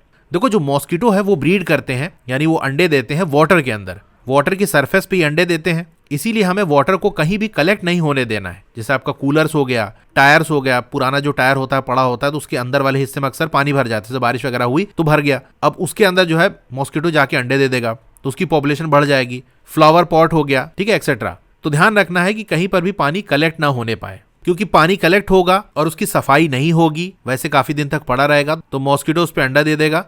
तो अपनी सराउंडिंग को क्लीन और ड्राई रख के, साफ सुथरा रहे और सूखा रहे, तो हम मॉस्किटो को प्रिवेंट कर सकते हैं ब्रीडिंग से, यानी कि पॉपुलेशन ना बढ़ने पाए, वो अंडे ना देने पाए। Try to make a list of measure which help to avoid spread of malaria. अब कुछ मेजर्स के बारे में आप बताओ कि आप क्या करोगे कि मलेरिया स्प्रेड ना होने पाए। तो आगे आपको दिया हुआ है, वहां से आप लिख सकते हो। तो चलिए देखते हैं आगे। तो यहाँ पर देखो, ये पूरा टेबल बना हुआ है, some common human disease caused by micro organisms. ये टेबल बहुत इंपॉर्टेंट है। यहाँ पर ह्यूमंस के अंदर होने वाली कुछ डिजीजेस से रिलेटेड इन्फॉर्मेशन दी है। जैसे पहले कॉलम के अंदर ह्यूमन डिजीज, कौन सी बीमारी है, ट्यूबरकुलोसिस, मिजल्स, चिकन पॉक्स, ये पूरा नाम दिया है। कॉजेटिव माइक्रो ऑर्गेनिजम्स, कौन से माइक्रो ऑर्गेनिजम्स की वजह से ये होता है, बैक्टीरिया से होता है कि वायरस से होता है, ये पूरा दिया है। फिर मोड ऑफ ट्रांसमिशन, यानी कैसे ट्रांसमिट होते हैं, एक जगह दूसरी जगह ये बीमारी कैसे स्प्रेड होती है, एयर के जरिए होती है या कॉन्टैक्ट के जरिए या वाटर के जरिए। तो इसमें समझाने ऐसा कुछ नहीं है, जस्ट ये इन्फॉर्मेशन है, आपको याद होनी चाहिए कि कौन सी बीमारी किसकी वजह से होती है, कैसे स्प्रेड होती है, ठीक है। मेन चीज़ समझाने वाला पार्ट ये है, प्रिवेंटिव मेजर, कैसे बचा जा सकता है, जनरल वाला जो है ये आपको यहाँ दिया हुआ है। तो आपका जो ट्यूबरकुलोसिस हो गया, मिजल्स हो गया, चिकन पॉक्स, पोलियो, इनसे कैसे बचा जा सकता है? Keep the patient in complete isolation, patient को बिल्कुल आइसोलेट कर दो, बिल्कुल अलग कर दो। क्यों अलग कर दें? क्योंकि इसका मोड ऑफ ट्रांसमिशन, कैसे ट्रांसमिट होता है, एक बंदे से दूसरे बंदे में कैसे जाता है। तो देखो, सब में एयर कॉमन है ना, एयर तो हमारे आसपास हर जगह प्रेजेंट है। अगर इन्फेक्टेड बंदा जो पेशेंट है वो हमारे आसपास होगा तो एयर के थ्रू हमारी बॉडी के अंदर भी आ सकता है। तो पहला काम ये है कि उसको आइसोलेट कर दो, बिल्कुल अलग कर दो। फिर जो उस बंदे की चीज़ें हैं, जैसे कपड़े वगैरह, पीने का ग्लास वगैरह, प्लेट, इस तरह की जो चीज़ें हैं, उसको दूसरों से अलग रखो, क्योंकि जिस चीज़ों में खाए पिएगा, जो कपड़ा पहनेगा, उसके अंदर भी जो माइक्रो ऑर्गेनिजम्स है वो आ जाते हैं। अगर उसको आप यूज़ करोगे, उसके कॉन्टैक्ट में आओगे, तो भी आप बीमार हो जाओगे, इन्फेक्टेड हो जाओगे। फिर वैक्सीन दी जानी चाहिए सूटेबल एज पे। अब जैसे ये सब बीमारी है, इनकी वैक्सीन लगती है बचपन में, तो वो वैक्सीन लगी होनी चाहिए, तो उससे भी आप बच जाओगे। फिर बात कर लेते हैं कॉलरा और टाइफाइड की। तो ये बैक्टीरिया की वजह से होते हैं, वाटर से ये स्प्रेड हो सकते हैं। अब वाटर से तो आप बच नहीं सकते, लेकिन वाटर को क्लीन तो रख सकते हो। तो कैसे प्रिवेंट कर सकते हो? Maintain personal hygiene. Personal hygiene मतलब अपनी बॉडी को क्लीन रखना। And good sanitary habits, sanitary यानी सफाई से रिलेटेड। तो सफाई से रिलेटेड अच्छी हैबिट्स आपके अंदर होनी चाहिए, जैसे टॉयलेट से निकल के हाथ धोना, ब्रश करना, नहाना, इनसे आप साफ रहोगे। तो साफ सुथरे रहोगे तो इन बीमारियों से बचा जा सकता है। फिर कंज्यूम प्रॉपरली कुक्ड फूड, अच्छे से जो पका हुआ खाना हो उसी को कंज्यूम करना है, क्योंकि खाना जब पकता है तो उस फूड के अंदर जो जर्म्स वगैरह होते हैं वो किल हो जाते हैं, मर जाते हैं। तो इस तरह से आप बच सकते हो। फिर देखो, वाटर से ही फैलता है ना, इसलिए जो ड्रिंकिंग वाटर है उसको बॉईल करके पीना चाहिए। अक्सर डॉक्टर बताते हैं ना कि उबला हुआ पानी पियो, बॉईल करके वाटर पीना है, यानी पानी को पहले उबाल लो, एकदम गर्म हो जाए, जो उबलने लगे, फिर उसको ढक के रख दो, जब वो ठंडा हो जाए तो फिर उसको पियो। तो उस वाटर के अंदर जो जर्म्स वगैरह थे, बैक्टीरिया वगैरह थे, वो मर जाते हैं उससे। फिर यहाँ पर भी वैक्सीन वगैरह है तो उसको लगवा के बच सकते हैं। हेपेटाइटिस ए की बात कर ले तो ये वायरस की वजह से होती है, वाटर से स्प्रेड होती है, तो यहाँ पर भी बॉयल वाटर को ड्रिंक करना चाहिए और वैक्सीन से बचा जा सकता है।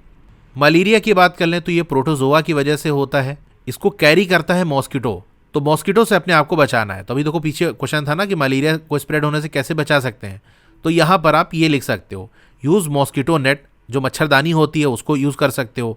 एंड रेपेलेंट्स, जो स्प्रे वगैरह आता है, ये क्रीम आती लगाने वाली जिससे मॉस्किटो दूर भागते हैं, वो यूज़ कर सकते हो। फिर स्प्रे इंसेक्टिसाइड, कीड़े मारने वाली जो दवा है उसको स्प्रे करके। And control breeding of mosquito by not allowing water to collect in the surrounding, और मॉस्किटो की ब्रीडिंग को कंट्रोल करके।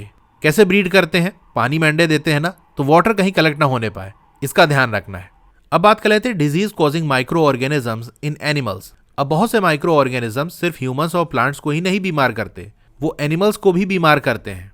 एग्जाम्पल की बात कर लें तो एक डिजीज़ है उसका नाम है एंथ्रैक्स। ये एक डेंजरस डिजीज़ है, इंसानों में होती है, तो इंसान में हो जाएगी तो भी बहुत ज़्यादा डेंजरस है। इसमें ब्लैक कलर का पूरा स्पॉट बन जाता है स्किन वगैरह पे, लेकिन कैटल्स के अंदर, पशुओं के अंदर ये कॉमन है। तो ये जो एंथ्रैक्स है ये ह्यूमंस और कैटल्स के लिए बहुत ही डेंजरस है। ये किसकी वजह से होती है? बैक्टीरियम की वजह से होती है। तो याद रखना एंथ्रैक्स बीमारी का नाम है। अच्छा, यहाँ कुछ इंफॉर्मेशन दी है। रॉबर्ट कोच, इन्होंने डिस्कवर किया था बैक्टीरियम जिसका नाम है बैसिलस एंथ्रेसिस। तो ये वो बैक्टीरिया है जिसकी वजह से एंथ्रैक्स बीमारी होती है। ठीक है, तो एंथ्रैक्स डिजीज है, बैक्टीरिया का नाम बैसिलस एंथ्रेसिस है। अब जो फुट और माउथ डिजीज है कैटल्स के अंदर, वो वायरस की वजह से होती है। पशुओं के अंदर पैर में या उनके माउथ में कुछ बीमारी हो जाती है तो मेनली वायरस की वजह से होती है। Disease causing micro organisms in plants, कुछ माइक्रो ऑर्गेनिजम्स प्लांट्स के अंदर भी बीमारी पैदा करते हैं, जैसा कि आपका वीट हो गया, राइस हो गया, potato, sugar cane, orange Apple and others. तो इनके अंदर ये माइक्रो ऑर्गेनिजम्स बीमारी पैदा कर देते हैं। अच्छा, प्लांट्स वगैरह बीमार हो गए तो उससे क्या होगा, ये क्वेश्चन आ सकता है माइंड में।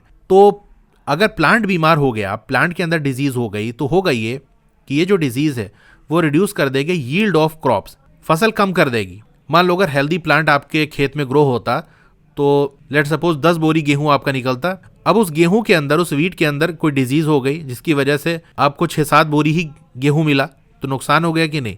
क्योंकि पैदावार कम हो पाई, फसल कम हुई।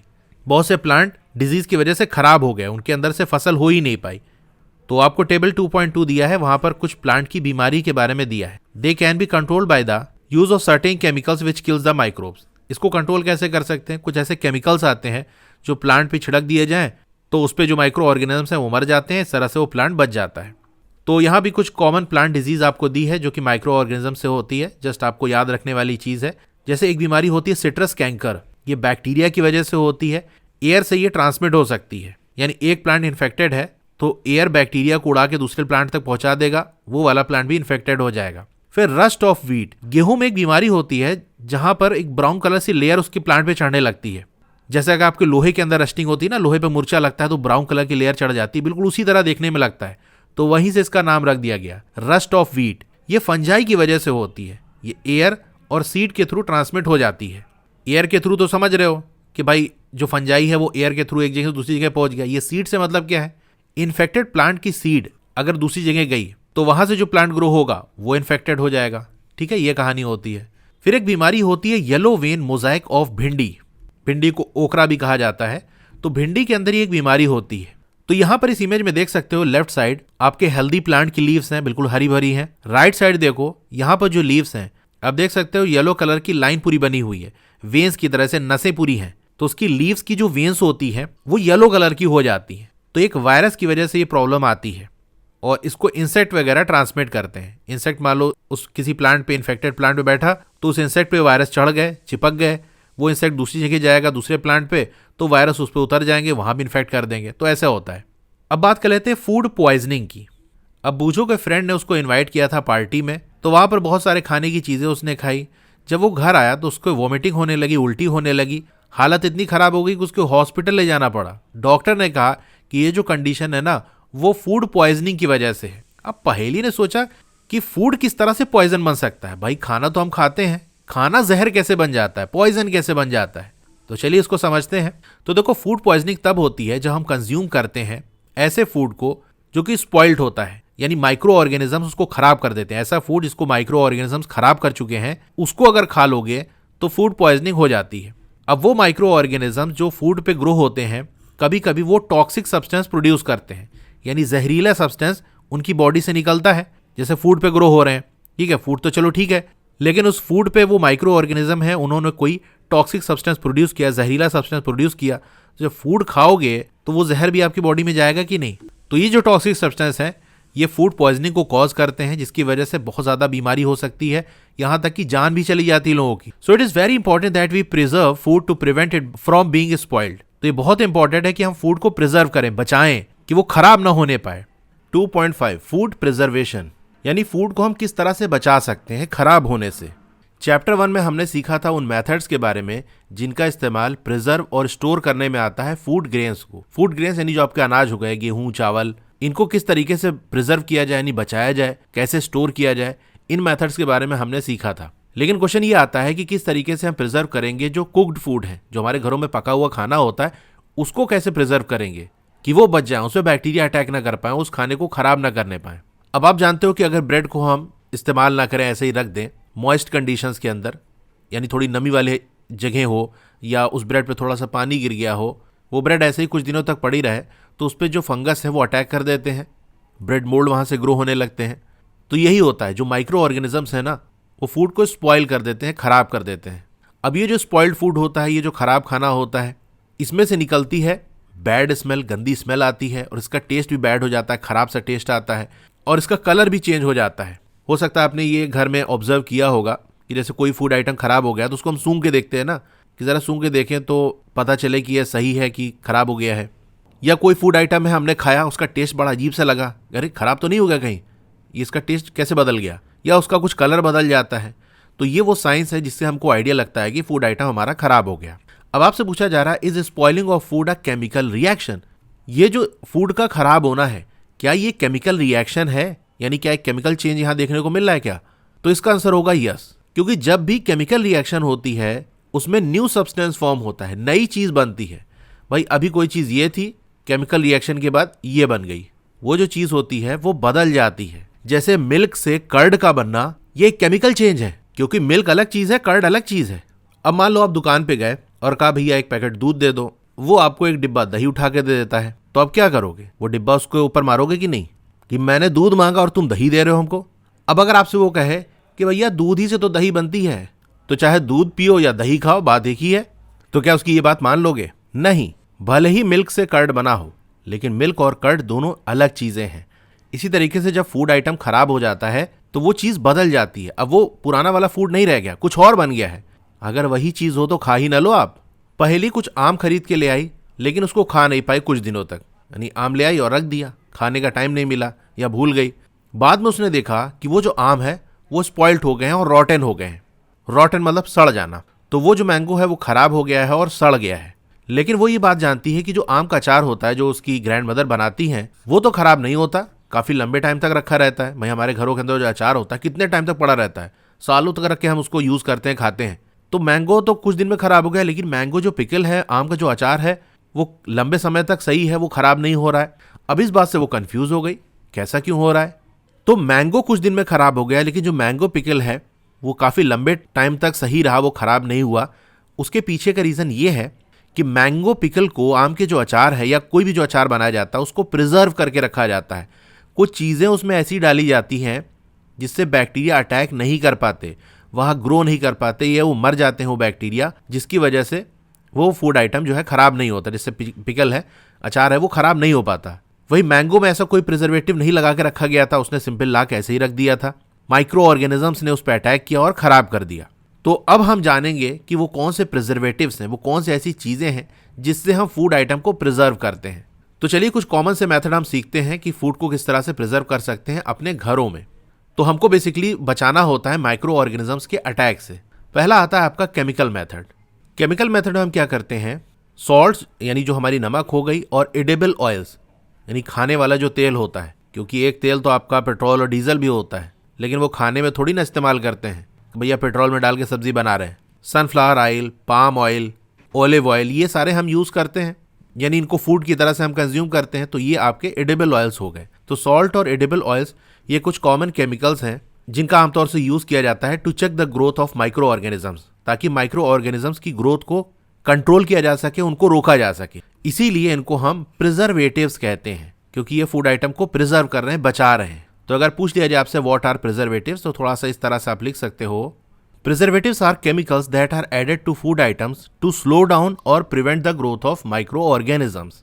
तो हम क्या करते हैं, ऐड करते हैं सॉल्ट को और एसिड प्रिजर्वेटिव्स को। एसिड प्रिजर्वेटिव्स ऐसे एसिड्स होते हैं जिनका यूज फूड आइटम को प्रिजर्व करने के लिए किया जाता है। ठीक है, तो सॉल्ट हो गया, एसिड प्रिजर्वेटिव्स हो गया, ये पिकल में ऐड किया जाता है ताकि माइक्रोब्स के अटैक से उनको बचाया जा सके। ये जो एसिड प्रिजर्वेटिव्स है ना, जनरली जो मार्केट में आपको अचार मिलता है उसके अंदर काफ़ी यूज़ होता है, इसलिए मार्केट वाले अचार का टेस्ट थोड़ा स्ट्रॉन्ग रहता है, वो तेज़ रहता है थोड़ा। ये उस एसिड की वजह से होता है जो प्रिजर्वेटिव की तरह से उसमें डाला जाता है। सोडियम बेंजोएट, सोडियम मेटाबाइसल्फाइड, ये कुछ कॉमन प्रिजर्वेटिव्स हैं। इन प्रिजर्वेटिव्स का यूज़ जैम्स के अंदर और स्क्वैशेस के अंदर, ठीक है, फ्रूट्स के बनाए जाते हैं ये स्क्वैशेस, तो इनके अंदर यूज़ होता है। ताकि उनके स्पॉयलेज को यानी कि खराब होने को रोका जा सके। प्रिजर्वेशन बाई कॉमन सॉल्ट, जो घरों के अंदर हमारे नमक यूज होता है उसका कैसे यूज करते हैं प्रिजर्वेशन के लिए। तो कॉमन सॉल्ट का यूज तो जमाने से होता आ रहा है मीट और फिशेस को प्रिजर्व करने के लिए। तो बेसिकली क्या किया जाता है, मीट और फिश को कवर कर दिया जाता है ड्राई सॉल्ट से, सूखे नमक से उनको कवर कर दिया जाता है ताकि बैक्टीरिया की ग्रोथ को रोका जा सके। ऐसा क्यों होता है, बेसिकली जो आपका सॉल्ट होता है ना वो मॉइस्चर एब्जॉर्ब करता है, नमी को सोखता है, यानी उसके अंदर पानी चला जाता है। तो इसीलिए कह रहा है देखो ड्राई सॉल्ट आपको लेनी है, सूखा नमक लेना है, उसको मीट या फिश पे एकदम हम लगा देंगे, उससे उनको कवर कर देंगे, तो मीट या फिश या उसके आसपास जो भी वाटर होगा, जो नमी होगी, उसको ये सॉल्ट एब्जॉर्ब कर लेंगे, सोख लेंगे। और बैक्टीरिया को ग्रो करने के लिए वाटर की जरूरत होती है भाई, मॉइस्चर हो, नमी हो तो अच्छे से ग्रो हो। वही उसको नहीं मिल पाएगा तो इनकी ग्रोथ नहीं हो पाएगी, कंट्रोल में रहेगी, बहुत थोड़ा सा ग्रो हो पाएंगे। तो ये बात होती है सॉल्टिंग, यानी नमक लगा के किसी चीज़ को रखना। इसका यूज़ हम आंवला, रॉ मैंगोज यानी जो कच्चा आम हो गया, टैमरिन यानी इमली, इनको प्रिजर्व करने के लिए हम करते हैं। फिर आता है प्रिजर्वेशन बाई शुगर। तो जो काम सॉल्ट करता है वही काम शुगर भी करता है, बस यहाँ पर जो स्वीट आइटम्स होते हैं, जो मीठे आइटम होते हैं, उनमें शुगर का यूज़ करते हैं। जैसे आपका जैम्स, जेलीज, स्क्वैशेस हो गया, ये स्वीट आइटम होते हैं, ये मीठे होते हैं। अब इनमें तो नमक लगा के नहीं रख सकते ना, तो इनको प्रिजर्व करते हैं शुगर से। तो शुगर भी क्या करता है, रिड्यूस कर देता है मॉइस्चर, नमी को कम कर देता है क्योंकि वो सोख लेता है, ठीक है। Which inhibits the growth of bacteria which spoil food. Inhibit का मतलब होता है रोकना। तो ये जो शुगर है मॉइस्चर को एब्जॉर्ब कर लेता है और इस तरीके से बैक्टीरिया की जो ग्रोथ है उसको रोका जाता है। तो बैक्टीरिया की ग्रोथ रुक गई तो फूड खराब होने से बच गया। Preservation by oil and vinegar. तो ऑयल और विनेगर का यूज़ किया जाता है पिकल्स को खराब होने से बचाने के लिए, क्योंकि बैक्टीरिया ऐसे एनवायरनमेंट में नहीं रह सकते। वो कहेंगे इतना ऑयल है, इतना विनेगर है, कैसे हम जिए यहाँ पर। तो आपके जो वेजिटेबल्स हो गया, फ्रूट्स, फिशेस, मीट, ये अक्सर इन्हीं मेथड से प्रिजर्व किए जाते हैं, यानी इनमें ऑयल लगा दो, विनेगर लगा के रख दो तो ये खराब होने से बचे रहेंगे। देखो ऐसा भी होता है कि किसी फूड आइटम के अंदर एक से ज़्यादा प्रिजर्वेटिव्स को ऐड किया जाए, जैसे हमारा पिकल हो गया ना, अचार हो गया, उसके अंदर ऑयल का भी यूज़ करते हैं, सॉल्ट का भी यूज़ करते हैं और एसिड प्रिजर्वेटिव्स का भी यूज़ कर लिया जाता है। तो कई सारे प्रिजर्वेटिव्स का यूज़ भी किया जाता है। ऐसा नहीं कि एक फूड आइटम उसको एक ही चीज़ से प्रिजर्व करें, कई सारे भी एक साथ मिला सकते हैं। हीट एंड कोल्ड ट्रीटमेंट्स, यानी किसी चीज़ को ठंडा या गर्म करना। आपने ऑब्जर्व किया होगा कि आपकी मम्मी क्या करती हैं, मिल्क को बॉयल करती हैं उसको रखने से पहले या यूज़ करने से पहले। जैसे दूध आया तो उस दूध को पहले पकाया जाता है, फिर इस्तेमाल किया जाता है या रखा जाता है। ऐसा क्यों किया जाता है? देखो बॉयल करने से जो माइक्रो ऑर्गेनिजम्स हैं वो मर जाते हैं। यानी आप दूध को गर्म करोगे तो बैक्टीरिया बेचारे कहेंगे इतनी गर्मी, काम खत्म। क्योंकि जब आप दूध गर्म करोगे तो जो माइक्रो ऑर्गेनिजम्स है वो इतनी गर्मी झेल नहीं पाएंगे और वो मर जाएंगे।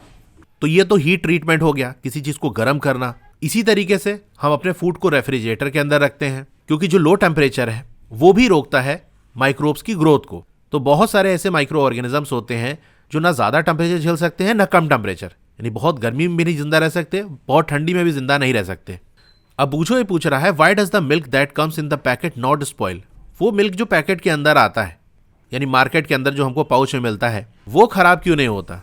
तो मेरी माँ ने बताया कि वो मिल्क पास्चराइज्ड होता है।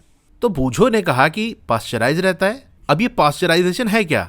तो चलिए इसके बारे में जानते हैं, ये बहुत इंपॉर्टेंट है, एग्जाम वगैरह के अंदर पूछा जाता है, व्हाट इज पास्चराइजेशन।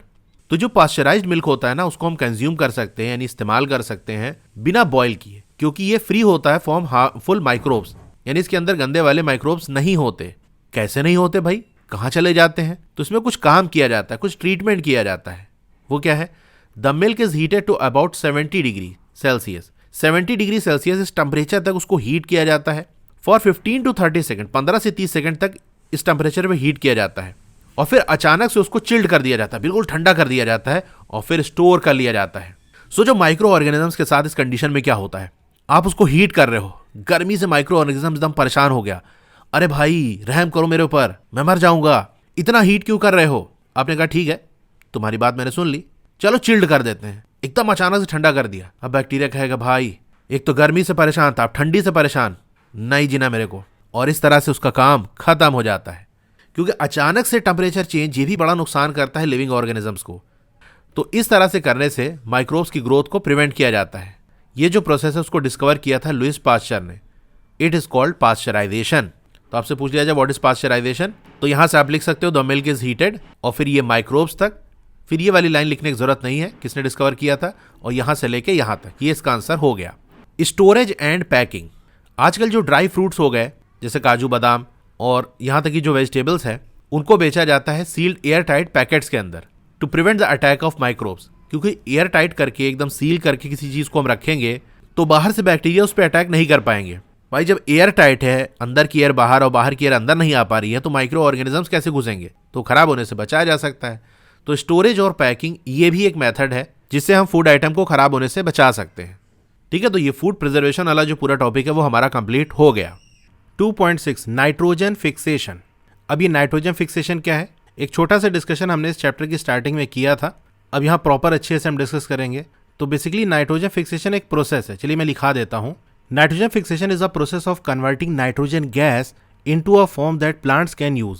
तो नाइट्रोजन फिक्सेशन एक प्रोसेस है जहां पर नाइट्रोजन गैस को कन्वर्ट किया जाता है, बदला जाता है एक ऐसे फॉर्म में जिस फॉर्म में प्लांट्स उसको यूज कर सकें। गैस के फॉर्म में अगर नाइट्रोजन रहेगी, जो कि हमारे एटमॉस्फेयर में बहुत सारी है, अराउंड 78% है, तो उसको प्लांट यूज नहीं कर सकते। उससे कुछ और चीज बनाई जाएगी नाइट्रोजन की, तो ही उसको यूज कर पाएंगे। तो इसी कन्वर्जन को हम नाइट्रोजन फिक्सेशन कहते हैं। आपने एक बैक्टीरियम के बारे में पढ़ा होगा जिसका नाम राइजोबियम होता है क्लास 6 और 7th में। ये इन्वॉल्व होता है in fixation of nitrogen in leguminous plants. Plants की एक कैटेगरी है जिसको हम लिगुमिनस प्लांट्स कहते हैं। इसके अंदर आपकी पल्सेस आ जाती हैं, दाल वगैरह जैसे। तो ये जो हमारा राइजोबियम बैक्टीरिया है ये क्या करता है? नाइट्रोजन को फिक्स करता है। यानी हमारे एटमॉस्फेयर में जो नाइट्रोजन है, जो नाइट्रोजन गैस के फॉर्म में है, उसको ऐसे फॉर्म में बदलता है जिस फॉर्म में प्लांट उसको यूज कर सकते हैं। तो ये काम कौन करता है? राइजोबियम बैक्टीरिया करता है। कहाँ पर करता है?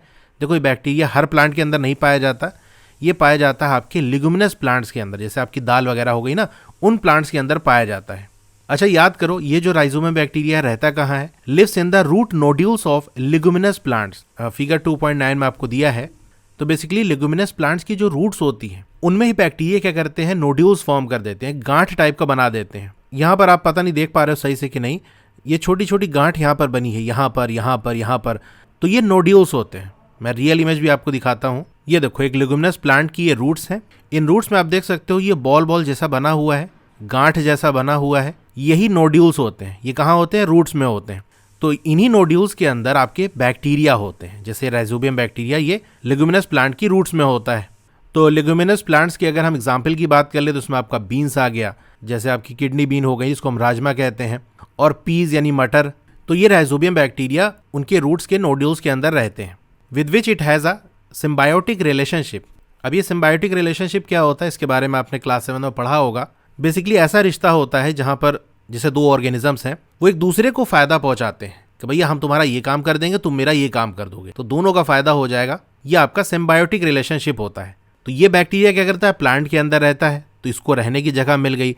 प्लांट जो फूड बनाएगा वो फूड ये इस्तेमाल कर लेगा।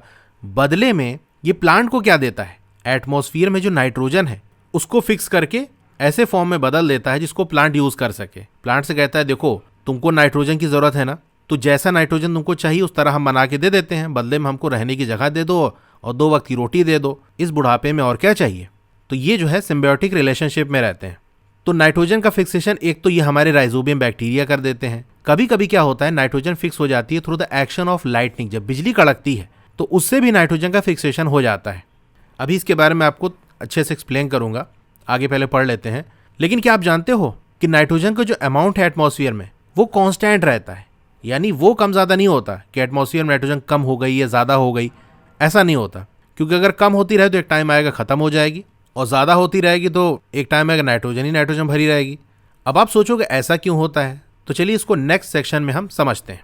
तो अब हमारा टॉपिक आ जाता है नाइट्रोजन साइकिल। तो इसको मैं साइड में अच्छे से, देखो बना तो है यहाँ पर, यही भी मैं एक्सप्लेन कर सकता था, लेकिन प्रॉपर हम ड्रॉ करके जब समझेंगे ना तो अच्छे से आपको चीज़ें समझ में आएंगी। एक एक स्टेप कहाँ से क्या हो रहा है वो ज़्यादा सही रहेगा।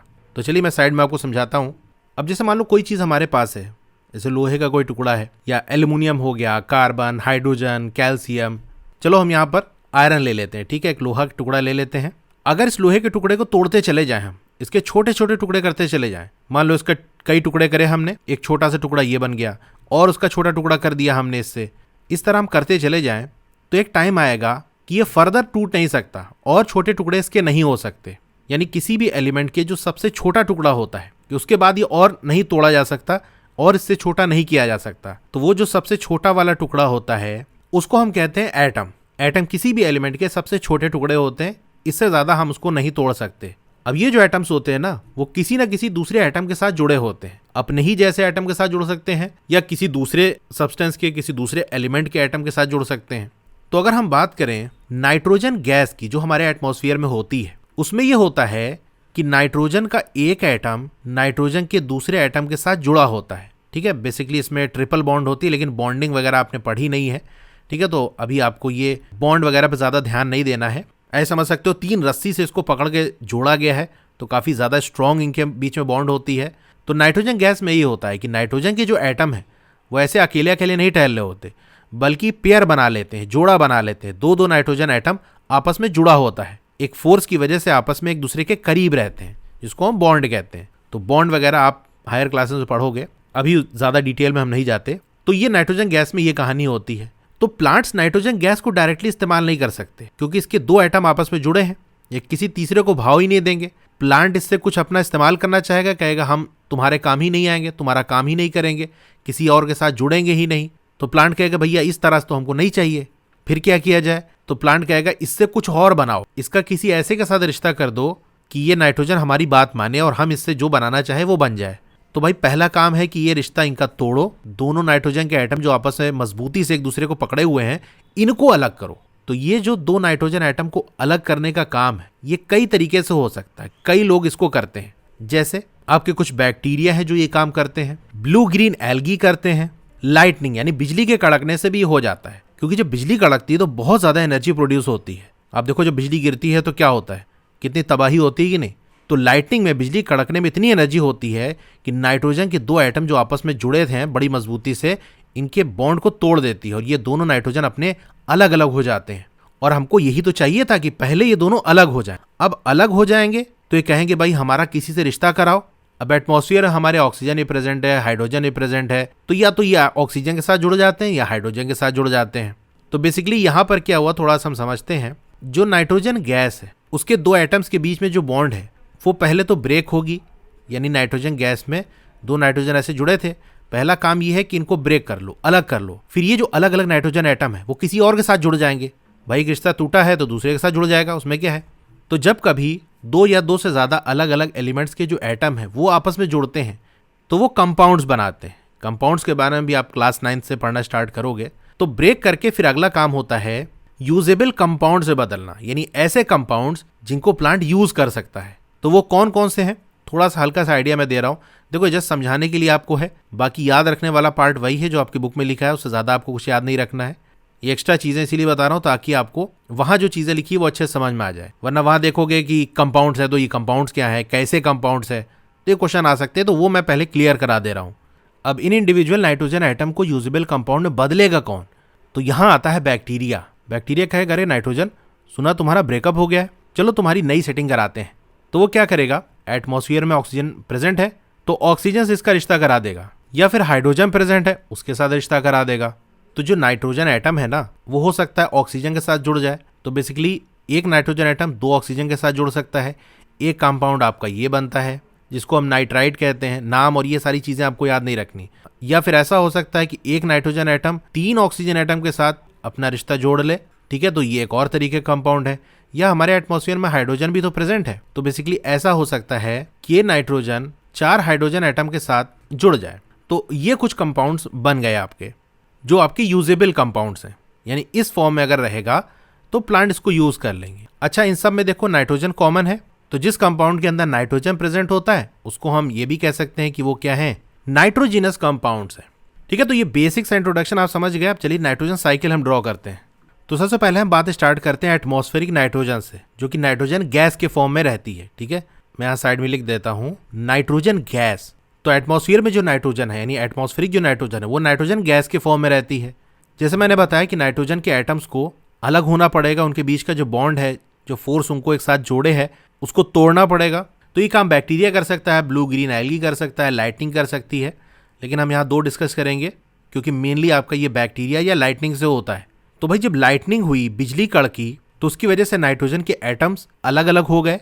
अब देखो जब लाइटनिंग की वजह से दोनों नाइट्रोजन के एटम अलग होते हैं तो कहानी ये होती है कि ये दोनों जो एटम्स है वो अपने आप ही ऑक्सीजन के साथ जुड़ जाते हैं और नाइट्रोजन के कंपाउंड बना लेते हैं। तो लाइटनिंग की वजह से, बिजली के कड़कने की वजह से जो नाइट्रोजन गैस है वो हमारी कंपाउंड ऑफ नाइट्रोजन में बदल जाती है, जो कि फिर ये सॉइल के अंदर चली जाती है। कैसे जाती है? देखो भाई, नाइट्रोजन टूटा, नाइट्रोजन के कंपाउंड बने। अब जब बारिश होगी तो बारिश के साथ साथ वो कंपाउंड्स जमीन पे आएंगे। वो वाटर जब सॉइल के अंदर इंटर करेगा तो ये कंपाउंड भी सॉइल के अंदर चले गए। तो बस इसी तरीके से आ जाते हैं नाइट्रोजन। दूसरा मैंने आपको बताया था कि नाइट्रोजन गैस को और कौन ब्रेक करता है और कौन इसकी फिक्सिंग करता है? Nitrogen fixing bacteria. यह एटमॉस्फेरिक नाइट्रोजन को फिक्स करेगा, यानी इसको ब्रेक करेगा और दूसरे कंपाउंड्स में बदलेगा। अब नाइट्रोजन गैस से कंपाउंड्स ऑफ नाइट्रोजन जो कि सॉइल के अंदर प्रेजेंट होते हैं उसमें बदलने का काम सिर्फ एक ही तरीके का बैक्टीरिया नहीं करता, बल्कि इसमें 2 तरीके के बैक्टीरिया इन्वॉल्व होते हैं। वो कौन से बैक्टीरिया है, क्या नाम है, उस डिटेल में आपको नहीं जाना है। बेसिकली अब ऐसे समझ लो कि 2 नाइट्रोजन एटम के बीच की जो बॉन्ड है उसको एक तरीके के बैक्टीरिया तोड़ेंगे और उस नाइट्रोजन को 2 ऑक्सीजन के साथ जोड़ देंगे। तो एक तरीके का बैक्टीरिया ये काम करता है, लेकिन इस फॉर्मेट में सॉइल को नहीं चाहिए। सॉइल को इस फॉर्मेट में चाहिए कि भैया एक नाइट्रोजन 3 ऑक्सीजन के साथ जुड़ा हो, ये मिल जाए तो मजा आ जाए। तो अब एक और तरीके का बैक्टीरिया आएगा जो एक और ऑक्सीजन इस कंपाउंड के साथ जोड़ देगा। तो अब एक और तरीके का बैक्टीरिया है जो क्या करेगा? Bacteria in turn fix nitrogen into nitrogenous compound. देखो ये भी आपका नाइट्रोजनस कंपाउंड है, लेकिन इस फॉर्मेट में प्लांट को नहीं चाहिए। वो चाह रहा एक और ऑक्सीजन इसके साथ जुड़ जाए, यानी एक नाइट्रोजन के साथ 3 ऑक्सीजन जुड़ जाए तो मजा आ जाए। तो एक और तरीके का बैक्टीरिया ये काम करेगा। तो ये वो नाइट्रोजिनस कंपाउंड है जिस फॉर्म में प्लांट को चाहिए। तो एक तरीके के बैक्टीरिया ने नाइट्रोजन के साथ 2 ऑक्सीजन के एटम को जोड़ दिया, फिर एक और बैक्टीरिया जो फाइनल नाइट्रोजिनस कंपाउंड में बदल दिया।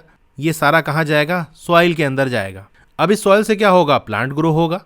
तो ये जो कंपाउंड्स ऑफ नाइट्रोजन है जो कि सॉइल के अंदर प्रेजेंट है उसको प्लांट ले लेगा और उससे उसका बहुत सारा काम होता है, जैसे प्रोटीन वगैरह बनाना, तो ये बना लेगा। अब इन प्लांट्स को क्या करते हैं? एनिमल खा लेते हैं। तो सॉइल से नाइट्रोजन प्लांट के अंदर गया था, इस प्लांट को एनिमल खा लेंगे तो नाइट्रोजन एनिमल्स के अंदर चला जाएगा।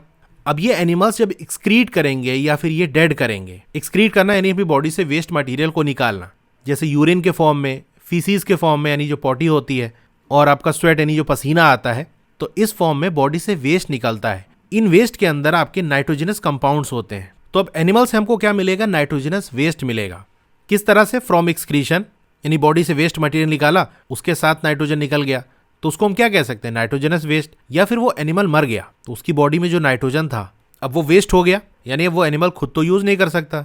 तो फिर जैसा कि आप पढ़ चुके हो कि कुछ माइक्रो ऑर्गेनिजम्स होते हैं, वो क्या करते हैं? प्लांट और एनिमल जो डेड कर जाते हैं उनको डिकम्पोज करके गला सड़ा के ह्यूमस में बदल देते हैं, जो कि सॉइल में मिल जाती है। ठीक है, तो यहाँ से जो नाइट्रोजनस वेस्ट है वो फिर से आ जाएगा सॉइल के अंदर। तो एक साइकिल तो यहाँ चलती रहेगी कि नाइट्रोजन के जो कंपाउंड हैं सॉइल के अंदर वो प्लांट ले लेगा, इन प्लांट्स को एनिमल खा लेगा, एनिमल से जो वेस्ट निकलेगा या एनिमल की डेथ हो जाएगी तो वहाँ से नाइट्रोजन के कंपाउंड फिर से निकल के सॉइल के अंदर चले जाएंगे। जो बच जाएगा, भाई जितने भी नाइट्रोजन के कंपाउंड सॉइल के अंदर थे सारे का सारा प्लांट यूज कर ले ऐसा जरूरी तो है नहीं, कुछ बच जाएगा। तो अब एक और तरीके के बैक्टीरिया हैं जो बिल्कुल उल्टा काम करते हैं। अभी यहाँ पर और यहाँ पर जो बैक्टीरिया हमने देखे थे वो नाइट्रोजन को फिक्स कर रहे थे, नाइट्रोजन गैस से नाइट्रोजन के कंपाउंड से बदल रहे थे। अब एक और तरीके के बैक्टीरिया होते हैं जो नाइट्रोजन के जो कंपाउंड्स हैं उनको गैस में बदलते हैं ताकि फिर से उनको एटमॉस्फेयर में मिलाया जा सके। तो यहाँ पर क्या हो रहा है? Bacteria turn compounds of nitrogen into gaseous nitrogen, nitrogen के कंपाउंड्स को नाइट्रोजन गैस में बदलना। तो सॉइल के अंदर ऐसे बैक्टीरिया होते हैं जो ये काम करते हैं। फिर से हमारे पास ये एटमॉस्फेरिक नाइट्रोजन मिल गई, यानी फिर से नाइट्रोजन गैस में बदल गया। तो देखो जहां से हमने स्टार्ट किया था घूम फिर के वहीं आ गया, तो ये साइकिल बन गई। एक बार शॉर्ट में फिर से आपको बता देता हूं कि बेसिकली जो नाइट्रोजन गैस उसका फिक्सेशन होना है, जिसको हम नाइट्रोजन फिक्सिंग कहते हैं।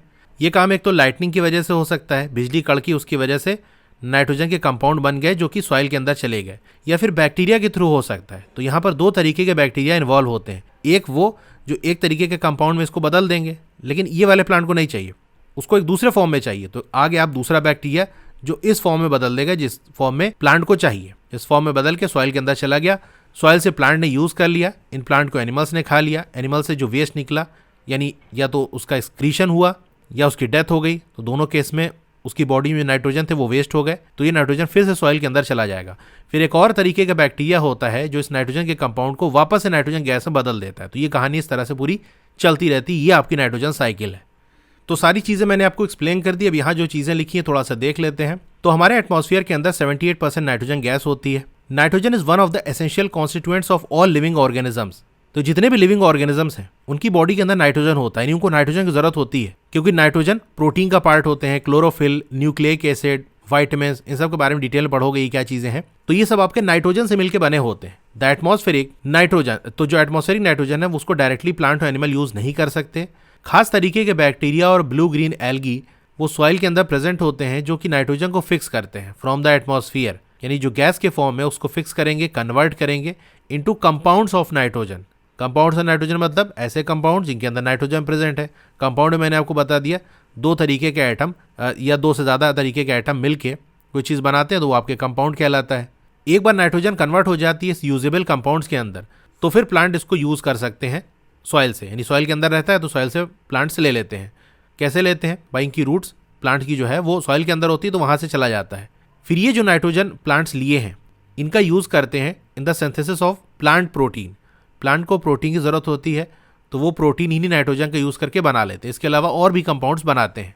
अब जो एनिमल प्लांट फीड करते हैं, यानी प्लांट्स खाते हैं, उनको ये जो प्रोटीन है वो प्लांट से मिल जाते हैं। इसके अलावा और भी जो नाइट्रोजन कंपाउंड्स हैं वो प्लांट से मिल जाते हैं।